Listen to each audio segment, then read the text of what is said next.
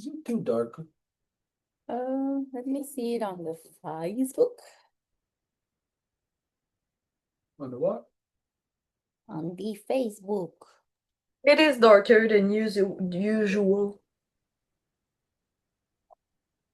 Or maybe you're darker, Stuart. I don't know. Maybe it's your tan. Oh, It's a whole. It's a hole, I think. it looks like it usually looks. It's just in your screen that it doesn't look like that. It's on the TV where I'm looking. Yeah, but No, that's what it's darker in it. it looks the same. So it's just freaky deaky? It's just on the TV. Freaky deaky. It looks the same. Okay. All right. Well, let's hurry up and do this and close up in 5 minutes.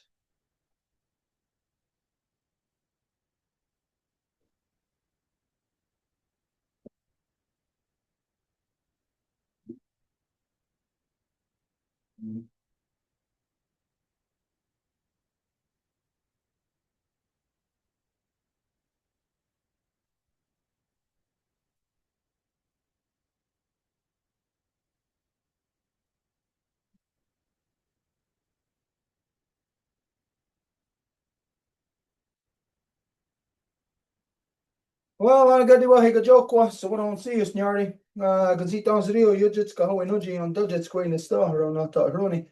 Retinu wada do Garunga Gari Agasu, yet Sota Satonka Garakwa, and yet in the stars in Hunzagi, then a Guiguska, Neganungwe. Retinu wada do somewhere here, and it's Fundu and Hetzelat Gawis, a Guizini, Ganyat de Gerdo, than a Quego or Quadziri on Unkosuma. Retinu wada do. Yet Sota. Gonhan there on the headstone, they're gonna go here over the Hawakwe. Damdawi are on Hetzera, got that Stassera, ne Ganungwe. Damdawi are on Hetzera, got that Stassera, ne Asat got dirt again, ne Ganyanga Haga, Gadinato, or not Taroni, don't know this again. Don't know Damdawi are on Gatsera, a Grego on the go to Guyana, Dassera go in Escana, Ori Wheel, Kari, what is Shunsero, don't know got that Stassera. Guyanda one and a Gunny go here. So as you know, every time that we get together for council, meeting, ceremony, anything of importance, we always have to carry out Hondagari with Equa first. This is where we identify and give thanks to the things within creation that have created us and the things that we need to continue to sustain us. So we always begin by giving our thanks to the great spiral of creation that when you look into the nighttime sky, you're not looking into cold, dark, empty, lifeless space the way that non-native science would lead you to believe. No, instead you are looking into the living, vibrant body of our great mother. And so we give thanks to her, to Sky Woman, as it is she who has given us spirit, sorry. Oh, I'm jumping ahead to 2 steps there. Wow. From there, we give our thanks to the beating heart of our Mother Earth, to Grandma Moon. It's she who regulates the flow of the lifeblood and all things. And so we give thanks to her, to Grandma Moon, as it is she who has given us blood. From there, we give our thanks to our Mother Earth, regardless of what color you are, what language you speak, or you've grown up from Mother Earth, or what you imagine devices, or the step that I just tried to miss. That we all come from the same body, making us all one family, sisters, brothers, all relations all together. And so we give thanks to her, to Mother Earth, as it is she who has given us body. From there, we give our thanks to all the women, from the newest born baby girl to the eldest grandmother, as they carry the sacred title of life giver into the world and are to be honored and respected as such. We give thanks to them, for in this world, they give us purpose and direction. From there, we give our thanks to the spirit that connects all things together, that connects you to the furthest reaching roots of the trees deep in our Mother Earth, to the energy that they extract, to all the knowns and unknowns that are functioning within the body of our Mother Earth to keep her alive, just like within you, your body, all the stuff that you don't have to think of to do. Well, there is a natural living order of creation that keeps these things going, and that means there's a lot that we may be aware of kind of generally, but a lot that we don't know, we're not like able to articulate them yet in certain areas for some people. Just like, as you know, within people, there is, if you're in say in a school and you got a bunch of grade 1s and all the way up to grade 10, grade 11. Well, you know that the grade ones are not going to know as much as the grade 11s. They're all going to be at different levels of knowledge. And when you first learn something, it's new to you, but it doesn't mean it's new. But this is kind of like the perspective that everybody has, like as if it wasn't true or it wasn't real until you discovered it or it happened to you or you done it, you know, like that type of thing. It's like people just take not take for granted. They kind of put themselves, they're self-centered, you know, like to think that, well, like everything orbits around them, like when something they discover, it's like, oh, it's new for everybody type of thing. Anyways, let's see, where was I on that? Give what thanks to for all the waters and all the medicines and all the shapes and forms they come in. We give our thanks to our ancestors that carried a good mind, and we ask them to help us to return our mothers back to their natural seat of authority within all of our nations so they can manage all of our people properly once again. We ask our ancestors to help us to return the three universal clans of the Ganyangahaga, the true spirit of them, the turtle, wolf, and bear, what the non-native world knows as protons, neutrons, and electrons. We ask our ancestors who carry a good mind help us to return the true spirit of the knowledge, the true knowledge of every wampum within the great law of peace back to the hearts and minds of the people, to return peace, power, and righteousness, the good mind leading to the balanced mind.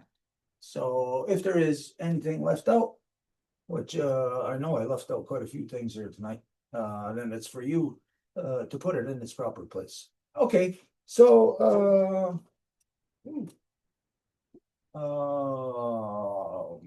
right off the bat, is there anything we were supposed to talk about? Okay. No issues that were to be brought up. Okay, well, goodbye. Have a good night, everybody. Okay, Alain maybe. just raised his hand. Who? Alain.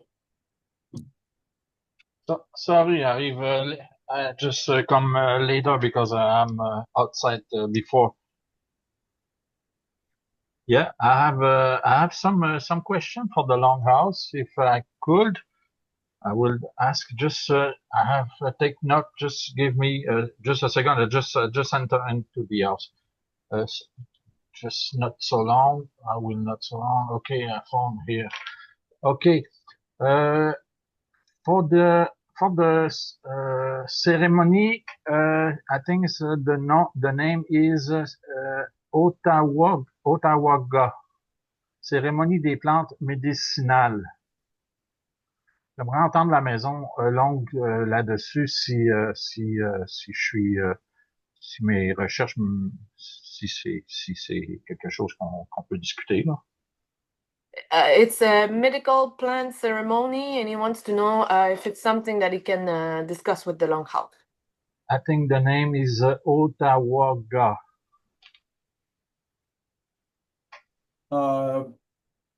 Yeah, I don't know. I've never heard of this. What is it? I don't know.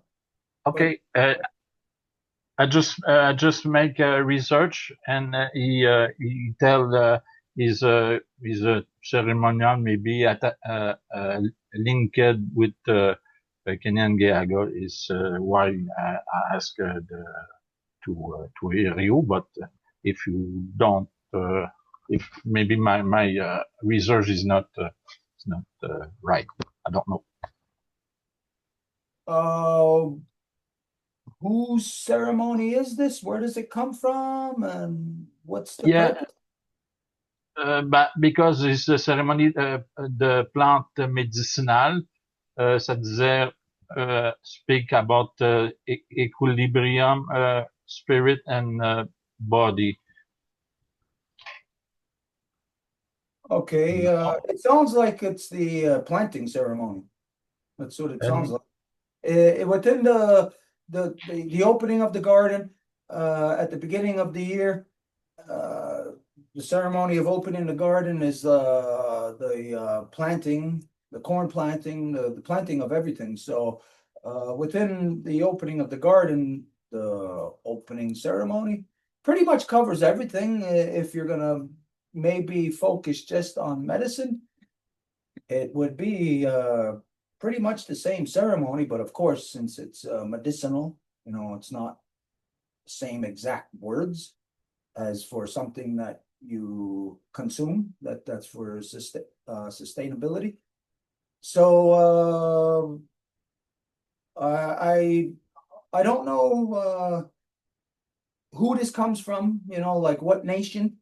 So to me, it sounds like it's just a parallel to the planting ceremony, planting for the entire garden.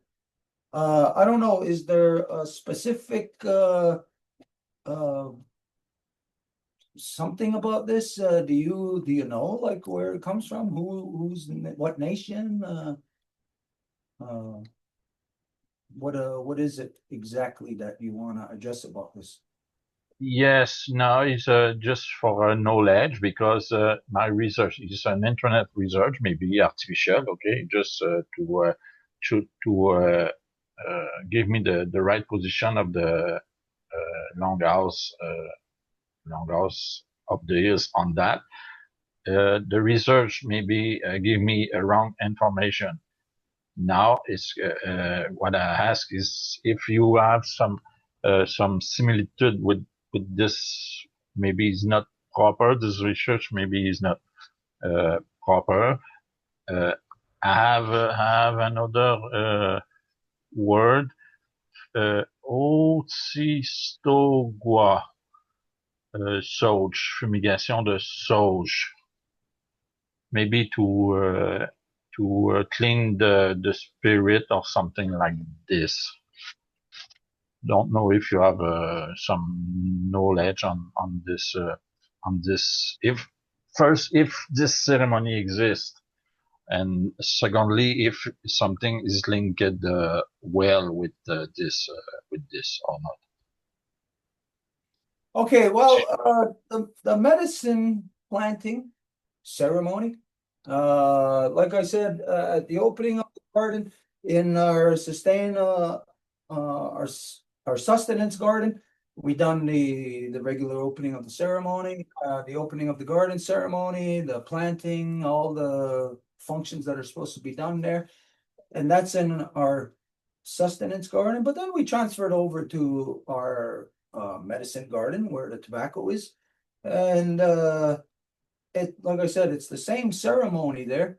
It's just different wordings, you know, like, and when you do the opening in the garden, if you have different gardens, you'll do an opening over the different gardens that you have. And it would be identified if you got one just for white corn, and this is just for white corn. If you got one just for say squash, pumpkins, watermelons, that kind of stuff, then you would identify that in certain parts of the garden, or even just a separate garden. You might have the pole beans, you know, a garden just for beans, but the diversity of beans, bush beans, all the different beans, you know. So in each garden, it's a legitimate ceremony. It's not really like a regimented thing, you know, like because again, when you do the opening, it spans everything.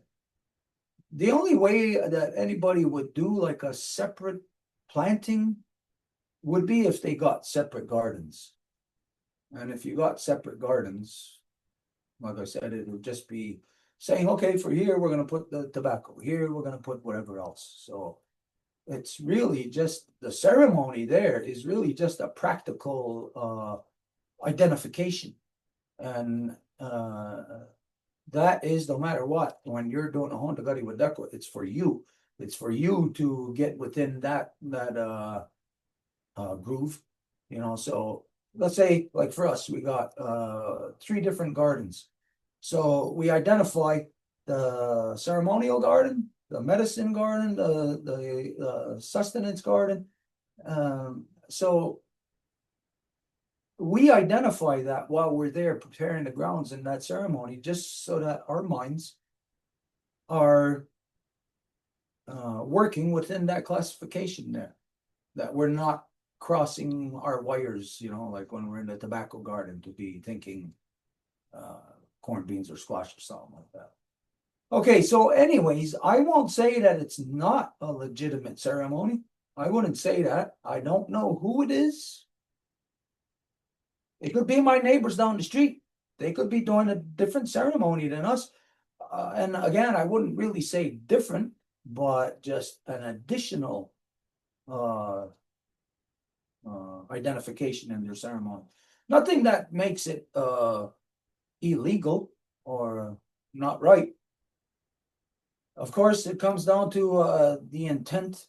So again, it really depends on like law identifies, all issues are looked at based on their own merits. So in this particular case, we would have to know, who is it? What nation? What community even? Because Akwesasne, Ganawagi, Ganasadagi, all Ganyangahaga communities will have different ceremonies. They'll have, and the ones that they do have that are the same, they might be at variance with each other, It's the way that the people who are doing it, who are carrying it out, it's based on what they know, what they feel, what energy flow that they're in. So we can't say that from one nation to another that ceremony is wrong or it doesn't exist. It exists for somebody if they do it. And if they do it, there's nobody who can say it's wrong unless it is something that is clearly outside of law, outside of logic and reason. And if it's wrong, then you can say, hey, your ceremony, it's not proper. So it would be, to really discuss this any further, you would have to tell me what nation, what community, why they're doing that, Yeah, under my research, is pretended is Kanawaki, linked to the Kanawagi and Kenyangayaga, but the research is not like a real knowledge. I take some distance when I make research. Sometimes I have to have the real information. Another question I have, I think when you make the recital of the Great Law of Peace, you give numerotation of wampum, but I think the old way is by name or something by function. Not sure if is a good information or not. Numbered wampum system has been around right since the very beginning. Because there's an order to stuff, like when you go through a recital, there are to start talking about certain things, you got to start at the beginning. So if somebody thinks that they're having law recital and they jump right into talking about the laws, well, that's not a law recital. It's like going to a movie just near the credits, where you won't understand it. You'll know the credits, what all the players are, all the details, but you won't understand the interaction of them, like the workings of them. So the numbered wampum system, it's a natural growth that was right there, right at the start. So you start talking about the first thing, that's the first wampum. Second thing, it's the second wampum. And the fact is that right from the start, the wampums were created to, like the way today that we would make a video of something. It was there to record it. So they created the wampums while in the law recital to easily reference these things. So just keep in mind, like if you're writing a book, you can say, okay, we're talking about rights, duties, qualifications of chieftainship title. So that's written down. Okay, but If you're in a wampum, then okay, then you would make a wampum that is a rendition of that, symbolizes that without words, you know. And today, people can think of, come up with concoctions of what a wampum belt would look like, based on if you want to tell a story of something. So today we go based on words and based on what our, or the words of today, and based on what the understanding of those things are. But the words of today are not the words of yesterday. And the non-native words are words that are a reverse of evolution. They're created to devolve you, lock you out of understanding. Where native words are a growth, they're an extension of that thing. So it's not a terminology that the humans say, okay, I'm going to call that thing a rock. No, it's the native terminology of it is derived from that thing. It's what is naturally grown along with humans, the human knowledge of that thing. So anyways, comes down to that the references of it today, of a certain thing. It again, we'll think in words in non-native words, either English or French, you know, and it won't be the proper references. So once you talk about it, once you're in a law recital, then this is where you'll feel and even understand that, hey, maybe those words aren't what I'm talking about. Maybe I have been using the wrong words to describe something. So anyways, a little bit off a track there, but no, the wampum system, the numbered wampum system was there right from the beginning. But like I said, a lot of the references, the way that we reference it today, just as an example, about the term gay. Okay, like we talked about many times 100 years ago. The hell is that?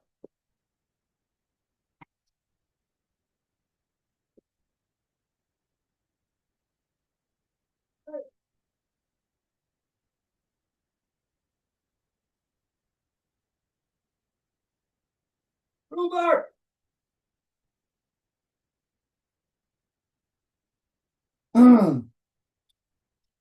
Sorry, there's somebody outside. Okay, I don't know where I just was. Got distracted there. Your gay word, gay, some words, some significance, some things now, and we talk about this. Yeah, anyways, like you said, the numbered wampum system, it's there right from the start.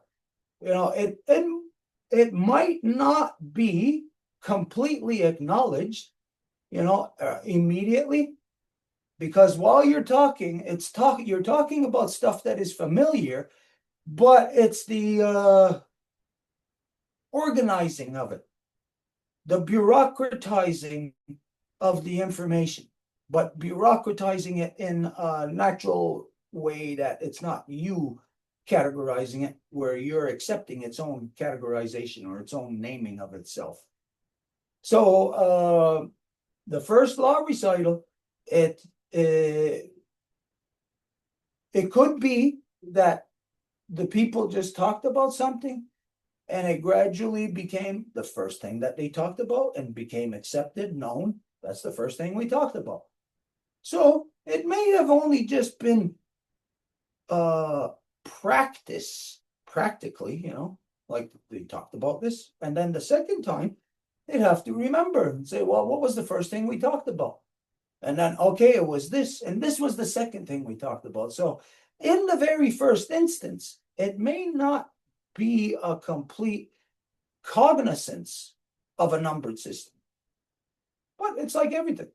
It's like the first step that you take, that's the first step. Second step is the second step. There's an acknowledgement of it. This is where it comes in, the importance of understanding within law what a dunwa is. People today think that a dunwa is about naming a baby. It's about naming, but it's not specifically just about naming a baby.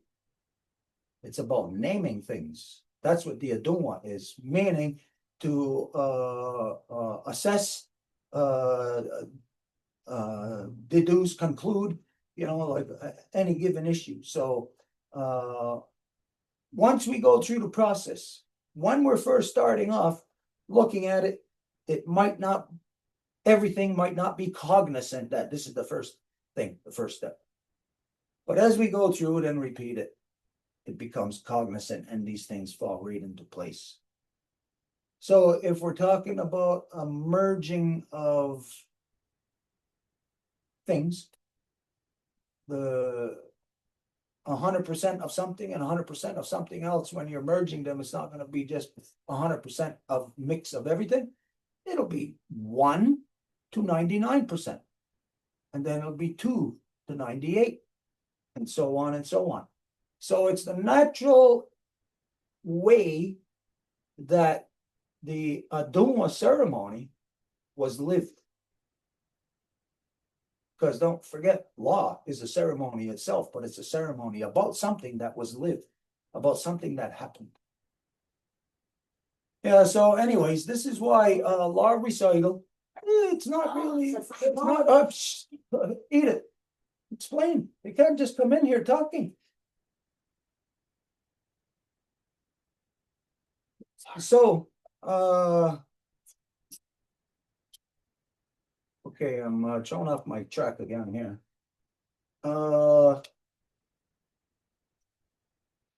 Yeah, I lost my track where I was.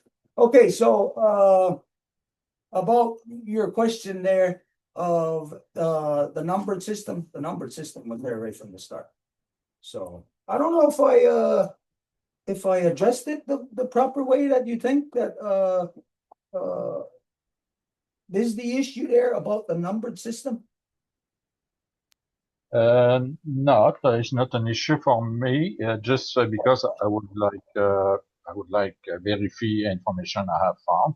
If is something could be trusted or not, because research is not real knowledge. I understand the first foundation is I think spiritual, because the 5 nations have each nation have a root. I think 4 nations have east, north, south, west. Because of the research, I think that, and something center, maybe another nation center. Okay. To verify if direction is good for each nation. Each nation represent maybe a route, and I think the center one represent, I think, the another not a direction but a starting point of central.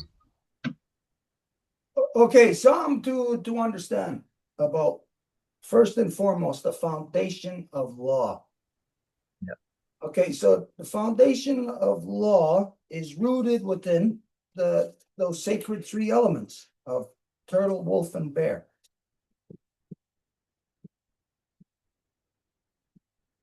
Okay, so these 3 elements, turtle, wolf, and bear, you know it as protons, neutrons, and electrons. We'll just put a, whatchamacallit, they were just the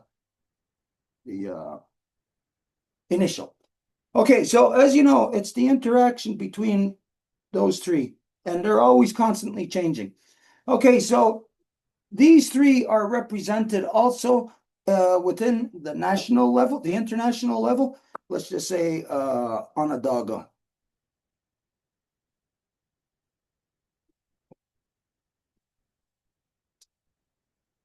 Ganyagahaga.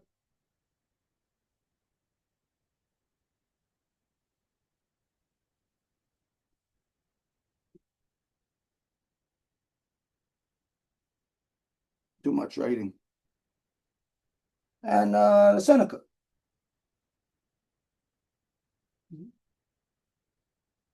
Okay, so these are 3 elements from the fundamental levels of the On the level of the atom, you break down the atom, protons, neutrons, electrons. We've been over this many times. We know it as turtle, wolf, and bear. These are traits. These are not whatever a proton is, and you say that's a proton. Do you ever see a proton? Can you identify a proton? A neutron or electron? Can you ever identify that? Can you relate to it? No, you can't. But you can relate to traits. And once you know that there are traits in everything, because reality stems from these three things, then you will know that in those things, whatever it is, like that tree out there, I can see a bear or a wolf or a turtle within it. You could see it within the shape of it, the form of it, what it does, what it is. You can see the traits within all things, a cloud, a body of water. So everybody knows and thinks just quite simply three things. Of course, there's not just three things. There is what's in between. There's that energy, that buffer zone in between. And so this is when you consider the Hiawatha Wampum Belt. The Hiawatha Wampum Belt is a scientific equation. The world doesn't know this any longer today, especially our people no longer are aware of this because they're no longer within Guyana Goa. So to know that on the first fundamental level of elements, that there is traits. So there is traits within the nation. The Ganyangahaga has a trait, the Onondaga has a trait, the Seneca has a trait. These are what are identified as the three older brothers. Now there are two younger brothers, the buffer zones in between them. This is what's here. These are the two younger brothers. You might say, wait a minute, if there's three, there's three areas in between, so there would be three things. No, there is only two things in between each of these, and it's like a road. It's a line of communication. It can go that way, or it can go this way in each of them. So this is the role. What am I? Right here. This is the role right here between each of them of the Oneida and the Cayuga. They are elements. They are not people. We are not limited as being just people. We are made of elements. We're made of the sacred tree. Everybody knows that within us, 38 trillion cells approximately, but yet we know that the sacred tree builds absolutely everything. And again, everybody knows. We share it with you as to where the foundation is of those sacred tree. And we identified to you many times as to the order and the structure of these things. Sky Woman, Grandma Moon, Mother Earth, Turtle, Wolf, Bear, and it keeps evolving and changing as it moves into each clumping or gathering of cells get to a point of critical mass, like within humans, apparently, approximately 38 trillion cells is the point of critical mass, where we then, all the cells in our body, all 38 trillion of them, then take on a collective consciousness, enabling those 38 trillion cells to amass together in a conducive way together to a larger reality, where, as we identified many times, that we are multidimensional beings. Obviously, we have a dimension of the molecular within us. We have a molecular dimension of collective within us, and then our collective is within the dimension of a smaller. So we're a bigger. So we're the smaller within the bigger. But at the same time, we're the bigger with the smallest, with the smaller is inside of us. So we see the constant cycle like this of constant renewal. This is the centrifuge, and this is where the non-native uses their corrupted reverse technology to undo in the exact same process as what we know of centrifuge. They break down the physical matter in the centrifuge of so-called super colliders like CERN or Fermilab or any other one. As a matter of fact, I think everybody knows the first collider was the size of a hockey puck. And you wouldn't think it. What's going on with that thing? It's just a little metal container. but it was splitting atoms. It was splitting atoms and smashing them, annihilating energy. Everybody science identifies today that all energy is transferable, that nothing really dies, that if you die, your energy transfers over to something, whatever, maybe you become a potato.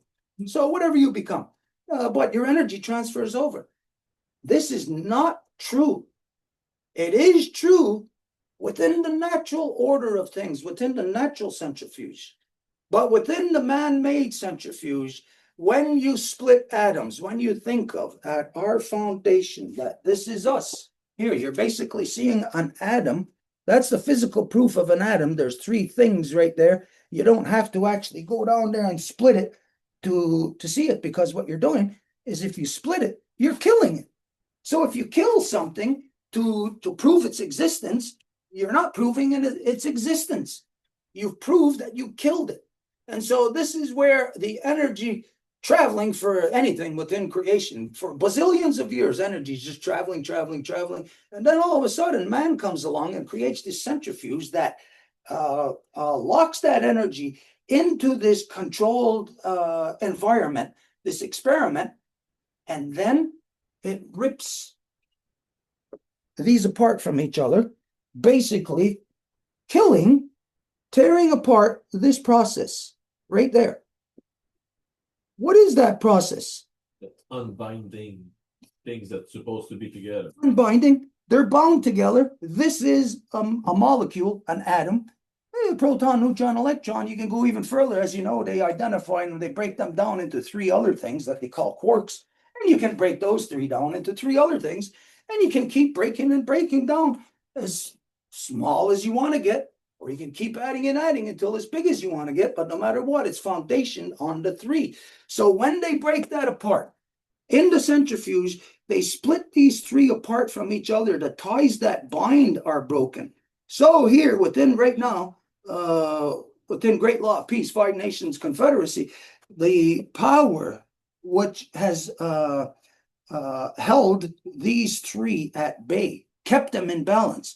The power of the Onondaga, the Kanien'kehá:ka, and the Seneca. Now, when we know what these powers were, we're talking about Taradaho here, and we're talking about Ayawanta here. Now, we know what their powers were. What's the power of the Seneca? Anybody ever hear of what the power is of them? Is any clue? Anybody got any clue of this? The numbers. Just quite simply numbers. So they come with if you say it to somebody, I got this idea and I need something to facilitate this idea coming into reality. Okay, so that's the Seneca. They come with the numbers to make it take physical reality. They come basically with the knowledge of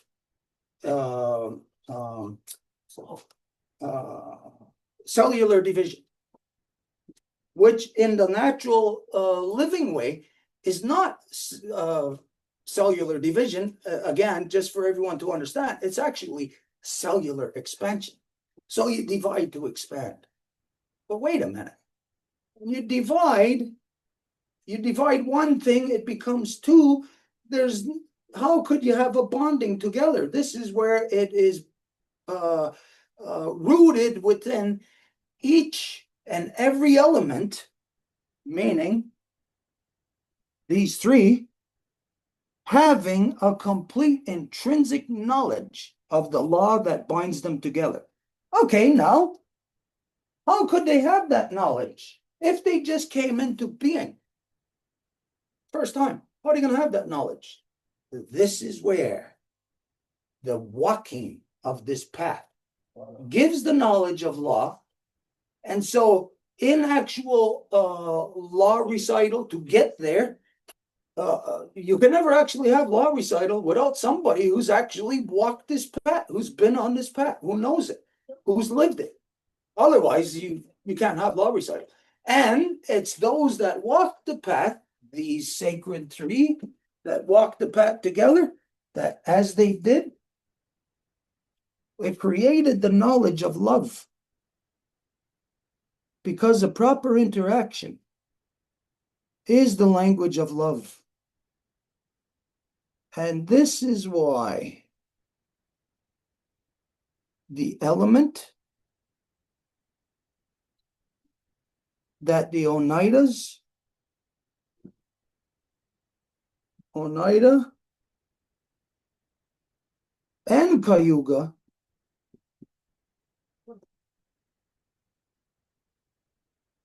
Cayuga, the element that they are and that they represent in the binding together of the sacred tree is they are the love.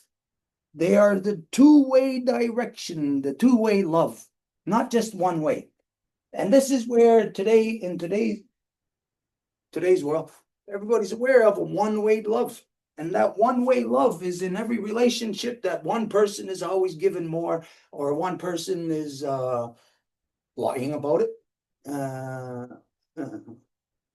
But in the perfect balance of matrilineal, it's a two-way love because both know and both are binding together for the good reason, the good work in the good way. So as this path is walked and created, it creates and it becomes knowledge of, again, the first step. It becomes knowledge of the second step. And the first and second step is never taken by those three. The first and second step is always taken by the ones that bind them together, the love that binds them together. So here in this world today, the one of the problems with the science of this world, the reasons why people don't have the proper science is because of the love has been compromised. The love in everyone.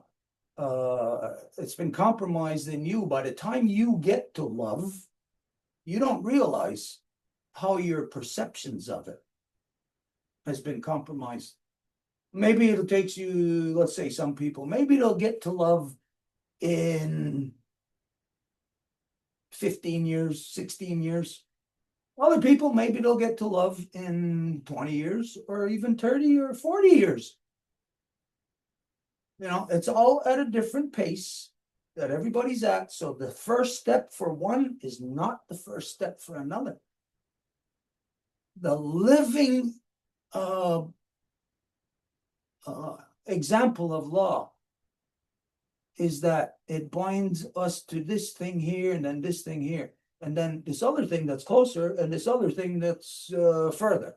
So the binds of love cannot be measured as being the same constant for everyone. But then when you know the rule of love, the law of love, then your step may take 20 years. It's the exact same step as somebody whose step took 16 years or 40 years. It's the exact same step. So this is crucial for anyone to know of the science, the interaction of all things, because all things stem from there, is that in today, when we affect the collective consciousness of and decipher or break down the love as to meaning less than what it does, or to compromise it, to exploit it, then on the cellular level, your love is altered. And then when you want to experience it on the collective level, this corrupted back and forth prevents you from a proper experience of love because of, in this crazy world of male dominance. But imagine that there's what you might identify as men. There's adults, grown humans, guys, who rape,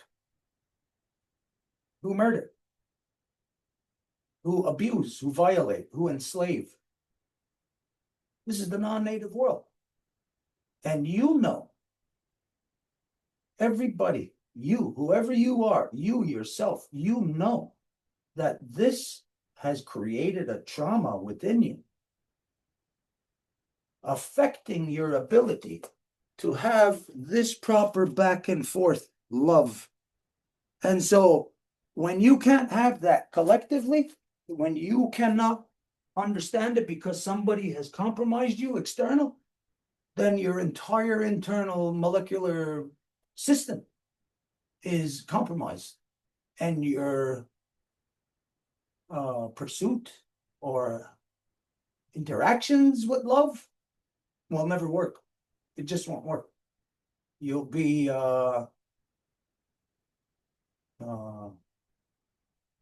the trauma that a person experiences, it just prevents them from having a proper love experience, a proper interaction.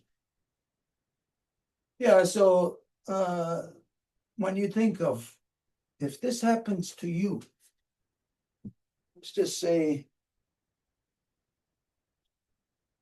if this is a cellular pattern right here, here's a cell. These are all cells. And they're all interconnected with each other. You know, this way, that way, of course, like that, as we know, but they're also interconnected like this. Because it's a neural network. Love is a neural network. And then they're also connected like this in ways that you couldn't imagine. Because all of it is a matter of feeling, of where you and I are most comfortable. And so think of this. If somebody has received the trauma, and then by the time they get to love, their love is affected negatively. And let's say it's you that's in love with them. Then you are broken down by their trauma.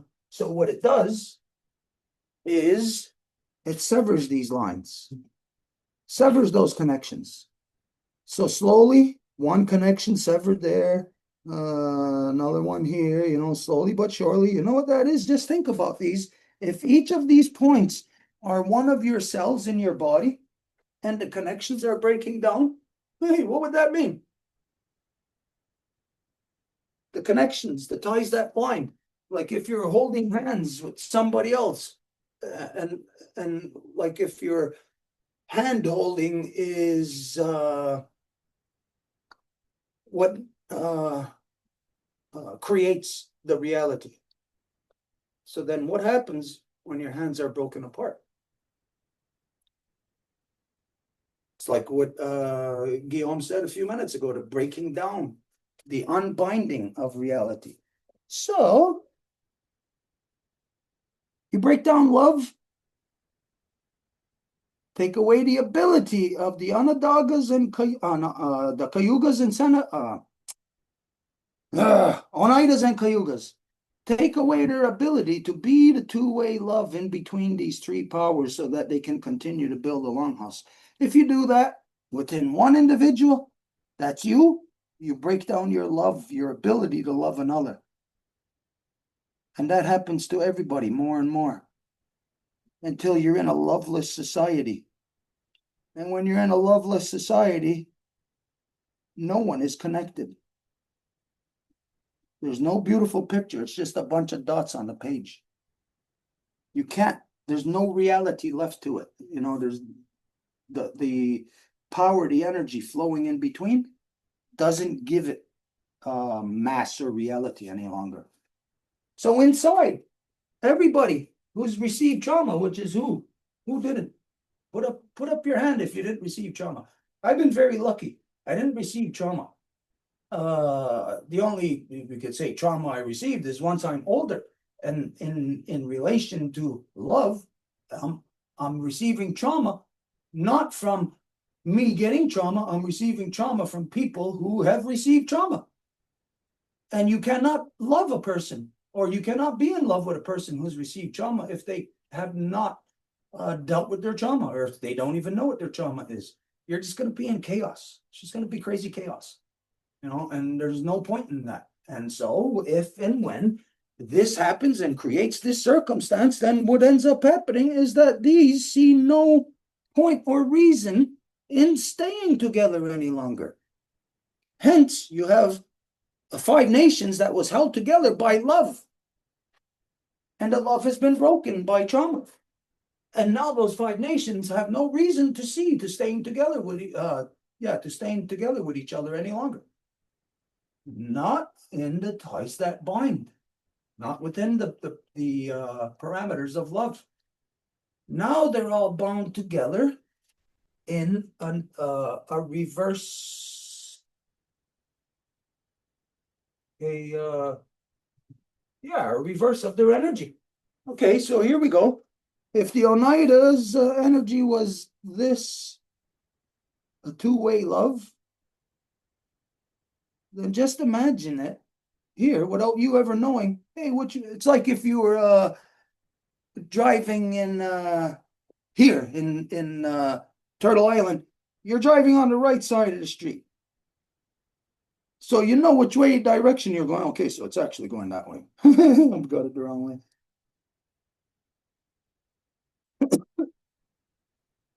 So you're always on the right side of the street. But if you're in the UK or any of places that are connected to the UK, then you're not going to be on the right. You're going to be going in this direction on the left. That reverses your polarity on the molecularist of the molecular levels. Like if you know that, like it takes you to go like this to turn your car to the left. Okay, so you look at a person. All right, just make their arms turn like this to the left. Or what if you just went inside of their mind and affected their ability to determine left or right, and you just flashed the image in there when you wanted them to go left. So it would be a reverse of their power, of their energy, on the most articulated levels of existence, on the finest levels of existence. So humanity, through creating things such as atom bombs today, broken down that molecular structure of every human on Earth, of the molecular structure of Earth, and began that process, so almost 100 years ago now, of diffusing everything, breaking it down, all things. You cannot split an atom and think that it's not going to affect you, because it's your foundation. You're built up of those things. And if you split one, you're splitting your foundation, what you're built up of. Okay, anyways, wherever all of that came from, I don't know. I don't know if it was even connected to what the hell we were talking about, but there you go. It's right there. So now that kind of stuff, it's a matter of having that knowledge and applying it in law. Like to know, where does this little bit of information factor in the creation story? You get that? This is where it's on that level of the fine tuning, like I said, the bureaucratizing of that power, like to categorize it, to know where it belongs. So imagine if just right here, that on the molecular level, your cellular level inside of you, instead of going that way, you're driving on the right-hand side of the street. You United Kingdom yourself, and you start driving on the left side of the street. It really would make a difference, right? Because from what I know, or what I see, from watching movies anyways, from watching The Man Who Knew Too Little, is that when Bill Murray went over to the UK, he's driving his car, and he's in a car chase. He's driving on the wrong side of the street because it's from over here, and he's thinking he's driving on the right side. But over there, he is driving on the right side, but it's the wrong side. Who's driving on the wrong side? Is it us over here, or is it them over there? Who do you think?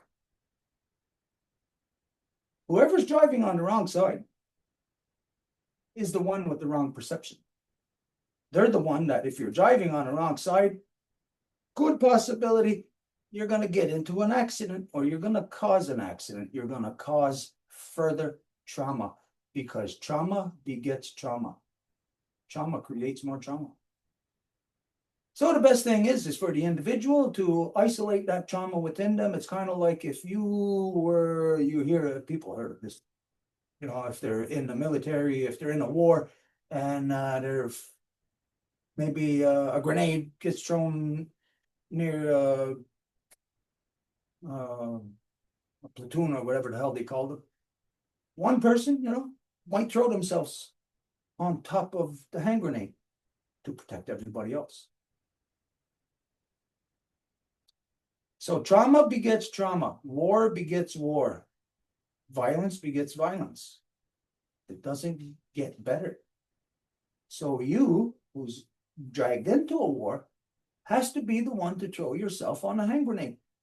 Why you? To save others? Who would you be saving? The immediate people around you? No, not them. You'd be saving your future generations, your faces yet beneath the earth.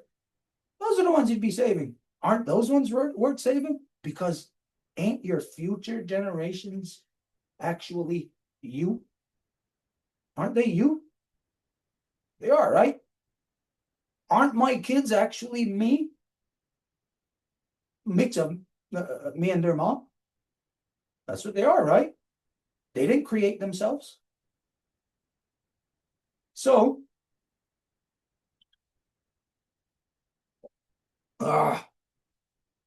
again, wherever we were talking about all of this and whatever, where it fits into law, is all of this information, all of this knowledge, this wisdom of creation. It's within us. And law recital is to organize all of that within us so that we, from where we are, can start taking the proper steps. Meaning, dealing with our own trauma so that you're not the trauma begetting trauma. Don't be that in life. Why would you want to make other people's lives miserable? Why would you want to disrupt other people's lives? If you got a trauma, you know it. You're walking in this world. You know you got a trauma. And you probably know that, well, depending on, you know, at different ages that a person's at, maybe when they're 16, they might not even know that they got a trauma. You know, it might take a while for it. If nobody witnessed it, you know, it might take a while for them to discover just the abnormalcy in their behavior. Might take a while to discover that. So maybe a person who wasn't aware of their trauma, well, whatever it was that they received, maybe it'll take them into their 20s or 30s, you know, to discover it. And once you do, person has to immediately start throwing themselves on that hand grenade so that it just doesn't keep blowing out further and further and destroying and destroying. Because if anyone, if you were traumatized, does it stop there with you? Never. It continues on. And it will continue on forever until someone in the line stops that motion, throws themselves on that spiritual hand grenade, so to speak, you know, of trauma. Okay, however I got in there. Yeah, okay. I think Degana Wida is the pacificator, I think.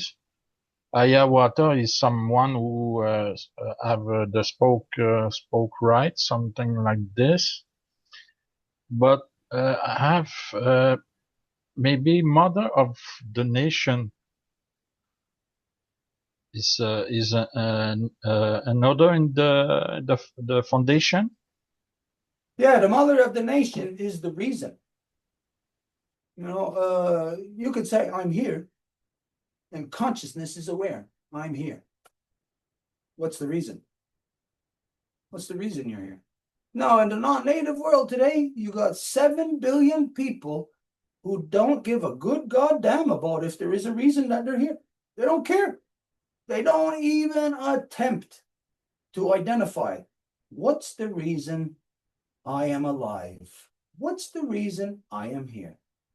They're just here like an elephant in a china shop and destroying everything while they're here. Because if a person isn't aware why they're here, they're an elephant in a china shop. Because you just picture, we are actually, Edith, do you remember where we seen this video? We think we'd be able to find that? On CNN in the last couple of days, there's been a video of an elephant inside of an actual, not a china shop, but it's like a gift shop, that kind of stuff. I forget where it was, in Thailand or somewhere. Anyways, China. They showed us that there's a security camera, and they show, pointing down. They show two people in this shop, and there's these little shelves, and there's all kind of stuff, knickknacks and that kind of stuff. And all of a sudden, an elephant comes in there. Big elephant, and it's just moving around. It's knocking everything over, smashing everything. Like, what else could an elephant do? So, if you're not aware, you're just gonna bust things. You're not aware why you're here. So, Ayawanta and Taradaho, again, these are the Ganyagahaga is Ayawanta. Ayawanta right here. The Onondaga, that's Taradaho. These were the two powers. The Ganyagahaga had the physical power, and of course, we're talking about before the Great Peace was established. So the physical power that the Ganyagahaga had was the knowledge of how to kill people. They were the master. Ayawanta was the master, because it wasn't a knowledge that he had gained and that he got just by killing people. No, killing people came about as not the primary thing that they were doing. It came about by being thrown into war, by trauma, by being an individual receiving trauma when they were young, by the war of adults. Every child receives a trauma that is going to be expressed in them when they are adults. So it's like a seed. Trauma is a seed. It's planted in you. Here's somebody raping you. Well, that seed is going to be planted in you, and it's going to grow to fruition at a certain point in your life, and whatever is going to happen to you, it's going to be a result of that rape or whatever the trauma is has been. So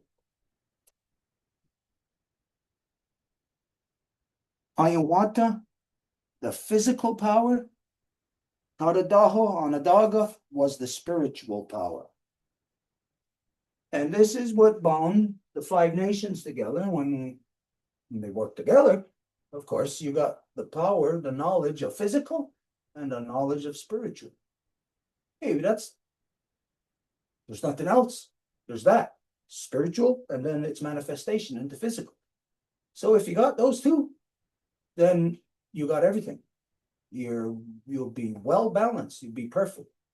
And this translates as to the reason why everybody within the Five Nations Longhouse Confederacy is educated, taught within the law of the great law of peace, which is the law of creation, the law of love. They're taught how to be within this physical construct, which is a manifestation from the spirit. It's rooted in the spirit, so it's got to be balanced with that. So it means it's got to be based in the law of transition. The law of transition. And this is where the law is. One time it's here going this way, another time it's there going that way. Will you know? The only way you'll ever know is if you're living it. Once you live it. How do you live it? How could anyone live the great law of peace? Once the person does what the very first thing the law says to do, once the person does that, they'd be living it. What's the very first thing the law says to do? I am. What? I am. I am. So the person reciting the law, stating, I am the Gunawida. Now, for the non-native people to understand this, you'd be talking about that guy, whatever your concept is, the guy they call Jesus. Instead of you saying Jesus died for my sins, you separate. Well, Jesus is obviously something else. It's not you. And so then you have no responsibilities.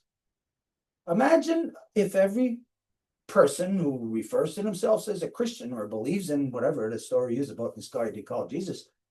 Imagine if everybody referred to themselves as saying, I am Jesus. Well, you know what that would mean? When it came time for, who was that guy, Pontius Pilate, who gave the choice to the rabbis in which to give clemency to one of the prisoners. One of the prisoners was that guy called Jesus, and he was scheduled for, as you know, to be killed, to be crucified. And another prisoner was it Brutus? I forget his name. He was yeah, I think it was Brutus. Brutus. He was a killer. The rabbis chose the killer. They did not choose the guy that they called Jesus. No way. They chose to kill him when they chose a killer to save a killer. That's where, right there, in the love, in the communication, in that line, you're got a choice of saving a killer or saving a lover or a killer. Which one would you save? Anybody? No. I'm going to save the killer or the lover? I'm going to save the lover. That's where, in the non-native world, the rabbis in particular, this is where they were screwed up. Their minds are screwed up because their traumas that they received got them to make the wrong decision. Why did the Jews choose the killer? Why did they choose to save the killer? Because they were terrified as a result of being traumatized for generations. They were terrified of what they were confronted with. There's always somebody that wants to kill the Jews, apparently, throughout history. There must be something about them that everybody doesn't like, because there's always everybody that always wanted to kill them all throughout history. That's their history. When it comes time, when you know their history, and they were lost for 40 years in the desert. I mean, first and foremost, you can't be lost for 40 years in that tiny little desert. It's a big, vast desert, but you could walk across it in 40 years. You can't not walk across it in 40 years. So the reason why they were out there lost for 40 years in the first place is because they were chased out there. Why? Because of trauma. Do you ever see somebody who was bullied a lot when they were kids and they grow up to be a bully? Some of them do. Makes no sense, huh? How could you be bullied and then grow up to be a bully? How could you be Nazi'd and then grow up to be a Nazi? How could the Jews be Nazi'd, grow up to be Nazis themselves and to Nazi upon Palestinians? That's trauma. That's how trauma unfolds. You become what you've been traumatized by. And if the people don't have knowledge of law, then there's no way to reverse the trauma within them. And then you're just on a one-way trip to hell. That's it, because it's a slow, gradual descent into the depths of hell, of war, death, destruction, all negatives. And as you see, for humans, it takes a couple of thousand years for this to transpire. A couple of thousand painful years, very painful for everybody who's engaged in it. Okay, anyways, I don't know where this is going. I don't know. The color of the first wampum, not sure, but just imagine is white and purple, maybe, or which symbol of on the first wampum and the color, Okay, the first the wampum, pill. who knows when and where in the formation of the league, when and where was the first wampum made? Anybody know this? In Onondaga, when the weapons of war are being buried. In Onondaga, when the weapons of war were being buried? Anybody else want to take a guess?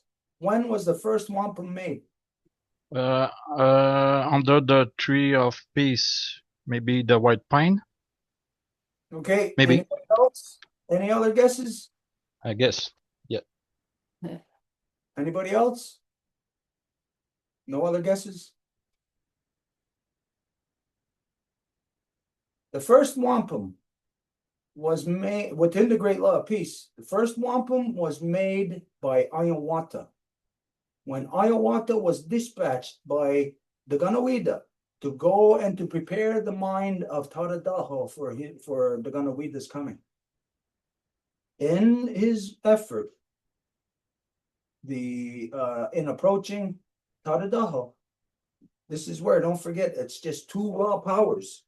This is the raw power of Hiawatha, who's a killer physical power, and a raw power of Taradaho, who's a spiritual power. So when, let me actually draw this, maybe we're going to discover something further here. When Hiawatha was on his journey this way to bring love from the Ganyangahaga, from this element to this element of Onondaga. When he was on this journey, this is where the Taradaho put out his yell, his spiritual energy to stop this, and he stopped it. He broke it right there, and Hiawatha wasn't able to continue. And how he stopped it was right there. He broke the spirit of Hiawatha by Hiawatha losing his 7 daughters in a lacrosse game. That Taradaho's witchcraft, his cries, his manipulation, because again, don't forget, witchcraft is mind manipulation. It's not boogity, boogity, boogity, something like that. And I cast a spell on you, lightning coming out of your fingers or something, or your eyeballs. It's nothing like that. It's quite simply telling a lie to somebody. That's witchcraft. This is the reason why here, when the non-native came here, they wrote about the native people that we did not have the concept of lying. There was no concept of lying here. It's impossible to lie. Only for those who are going the wrong way on this street can lie. Those who are going the right way, you can't lie because you're approaching with love. You can't be lying. If you're saying I'm approaching with love and you got a gun in your back right here, and when you get up close enough, you pull it out and you kill them, you're not, remember what we said earlier about the reality of energy. Well, you're not going to kill that energy. It's just going to learn. It's going to learn about you. And this is how, and the reason why we on Mother Earth look the way that we do. Because it's this interaction back and forth of, let's say the first one killed the first one, or just did it wrong and the first one was offended and it pushed it away. Well, then this one then had to walk farther and harder to get to that one.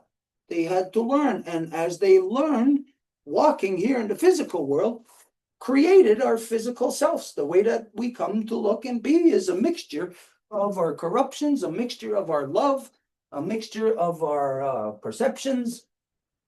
It's not that this is just a happenstance of, well, it's the way creation happened. It's the walk itself created it, and we are the ones walking it. We created it. We are that power of creation. And so when you get to that level of understanding, that here, you are the power of the creation. This is you. It's not you're an agent for it. No, you are it. It's like me. I'm not an agent for Great Law of Peace.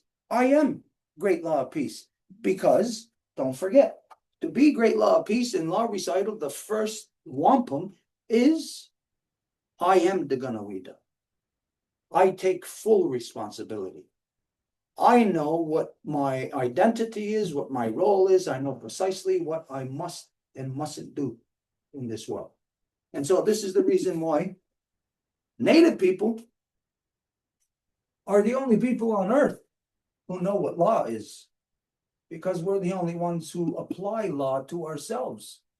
We don't go out and cut down trees. We're not of the thinking that first we can go out and cut down trees, and we were just too lazy that day and we didn't go out and cut down trees. No, we're of the thinking of that you don't go out and cut down trees. So this in the transition of, or not transition, the relay of communication in that process right there again.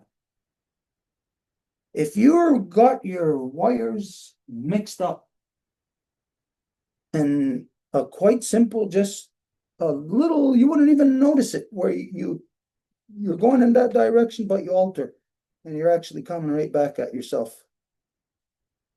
When you're doing that, you think that it's still love. It's not. It's reversed if you're coming back. And if it's reversed from what you started out of love, then whatever you're coming back with to yourself is the opposite of love. Self-inflicted. Self-inflicted trauma. Self-inflicted stupidity of the collective of 8 billion people killing themselves.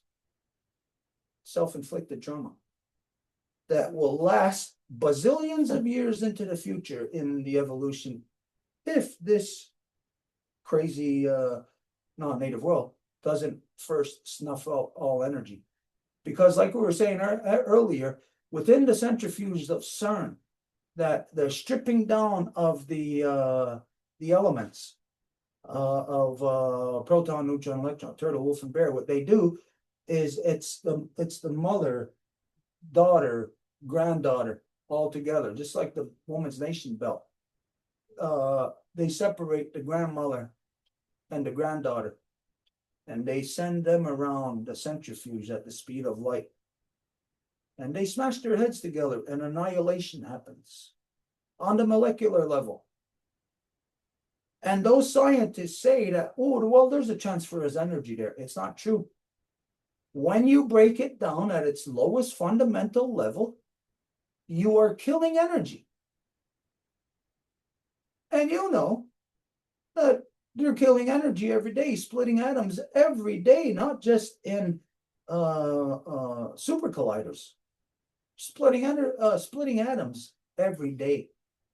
When a person does an action that puts trauma on somebody else, when a person rapes somebody, you're splitting atoms. The atoms are split. This is, remember the term within law, the splitting of the mother sky, where no matter what, the trauma just will not permit a proper thought any longer.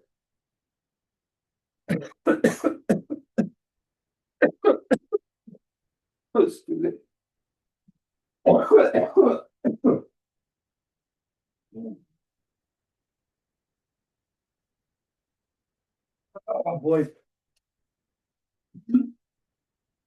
Okay, anyways, we're gonna move on from that. I don't know, Serge. Alain, if you got anything that you want to finish up on this, anything you want to say on that? If not, we're gonna move on that. No, maybe some things is not public to rebuild. I don't know. Okay, that's it for now. Maybe Thank you. Thank you. I didn't understand what you said. Some things are not public. Is that what you said? Yeah, maybe I have another question, but I don't want to ask a question who who's is not the public information, maybe. I don't know. The just question? tell me if it's possible to reply or not. The first wampum I understand is Myiow water made it. Okay, it's not the first wampum to say like the first wampum, the first set of law. He made the first wampum string, and that's the condolence string. So actually, the first wampum is actually the death wampum, the death rite, the healing wampum. That's the first wampum, the healing wampum. So you think in the formation of the League of Peace, the forming of love, the first thing to be addressed was death. I've always known that, but not cognizant of it in the way that we just identified it. So, okay, this makes sense. It's a good thing we're going through this little exercise. Okay, so when we get back to here, this concept here, and if you're going that way, or supposed to go that way, but something happens and you end up going this way, and you're going that way with love, but you end up coming back, like we said, it's no longer love, it's the opposite of it. It's war. So obviously the first thing to address in fixing things, to have peace, is this thing right here. The war, the death. That's the first thing that law would address. Makes common sense,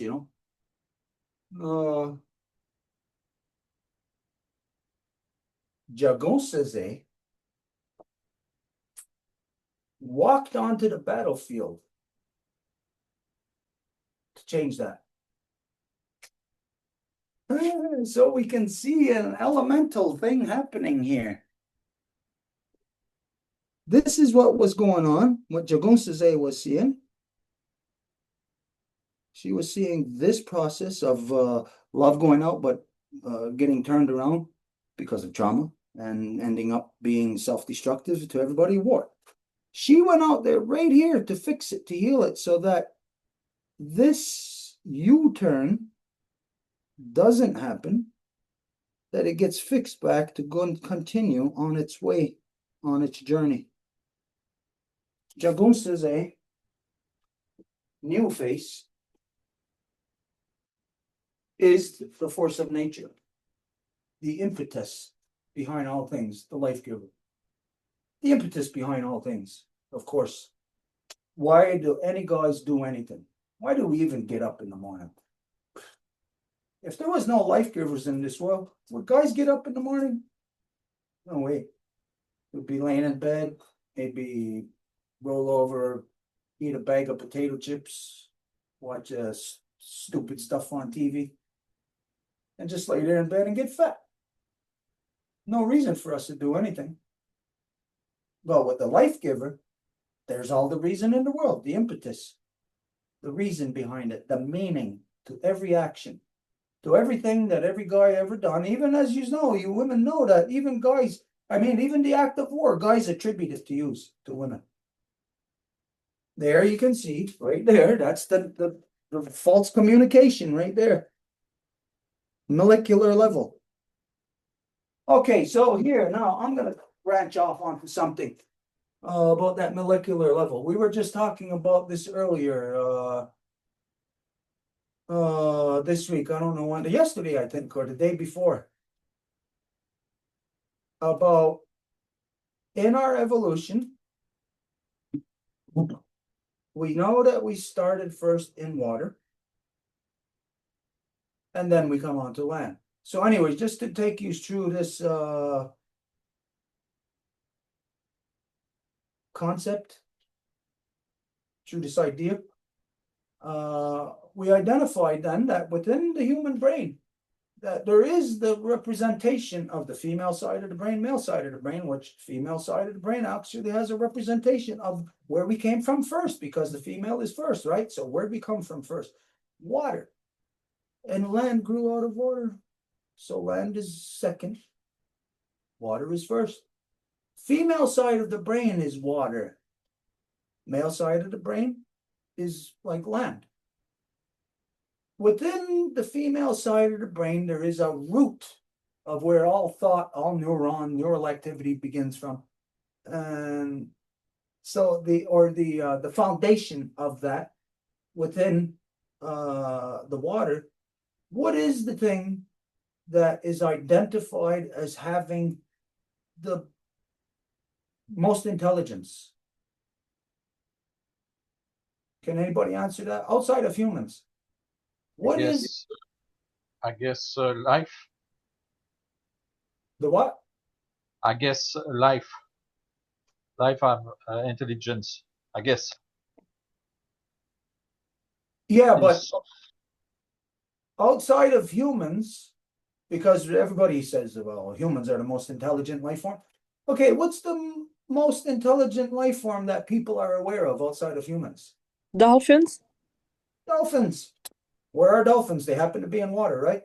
Yeah, they're in water. So when we're thinking of intelligence, then we're thinking of, we can associate it to neural activity, because the more neural activity, the more intelligence. Okay, so within that water, dolphin is the most intelligent. So we can isolate the root or core of intelligence within water, within the strain of the dolphin. So if you could just picture whatever the core of intelligence of one side of the brain, the female side of the brain, we'll identify that as dolphin. Okay, so what came after water? Land. Okay, well, what's the most intelligent thing on land? According to us, anyways. According to humans. Humans, right? Most intelligent thing. So this is where humans are the core or the root element within the male side of the brain. So the female side of the brain would be dolphin. The male side of the brain would be human. Now, this may sound a little bit crazy, but is there any type of fixation in between the two that anyone knows of?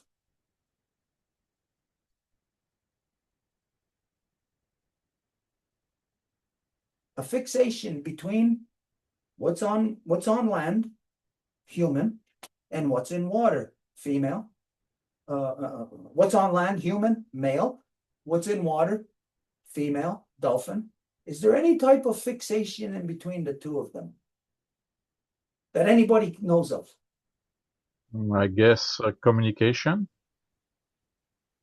Yeah, but okay, maybe I'm not using the proper word here. Fixation. An imaginary Yeah, like an imaginary fantasy. a what? Fantasy. Fantasy. It's rooted in sexuality. Yeah, because it's from male to female, or female to male, whatever. I don't want to give a hint here. Is there any kind Mermaid. of Hey, there you go. Okay, whose perception is that? Is it from the water or is it from the land? It's from the land. From the land. So it's a male perception. They put pardon my language here, but for what we're talking about, they put boobs on a fish. They put a female form on the fish. Now, this is rooted in our historical reality of our evolution, that we know that we came from there. And for guys, we know that the female form, the woman, the life giver, the sexuality of it is our main goal, our main whatever. That's everything. That's our purpose. That's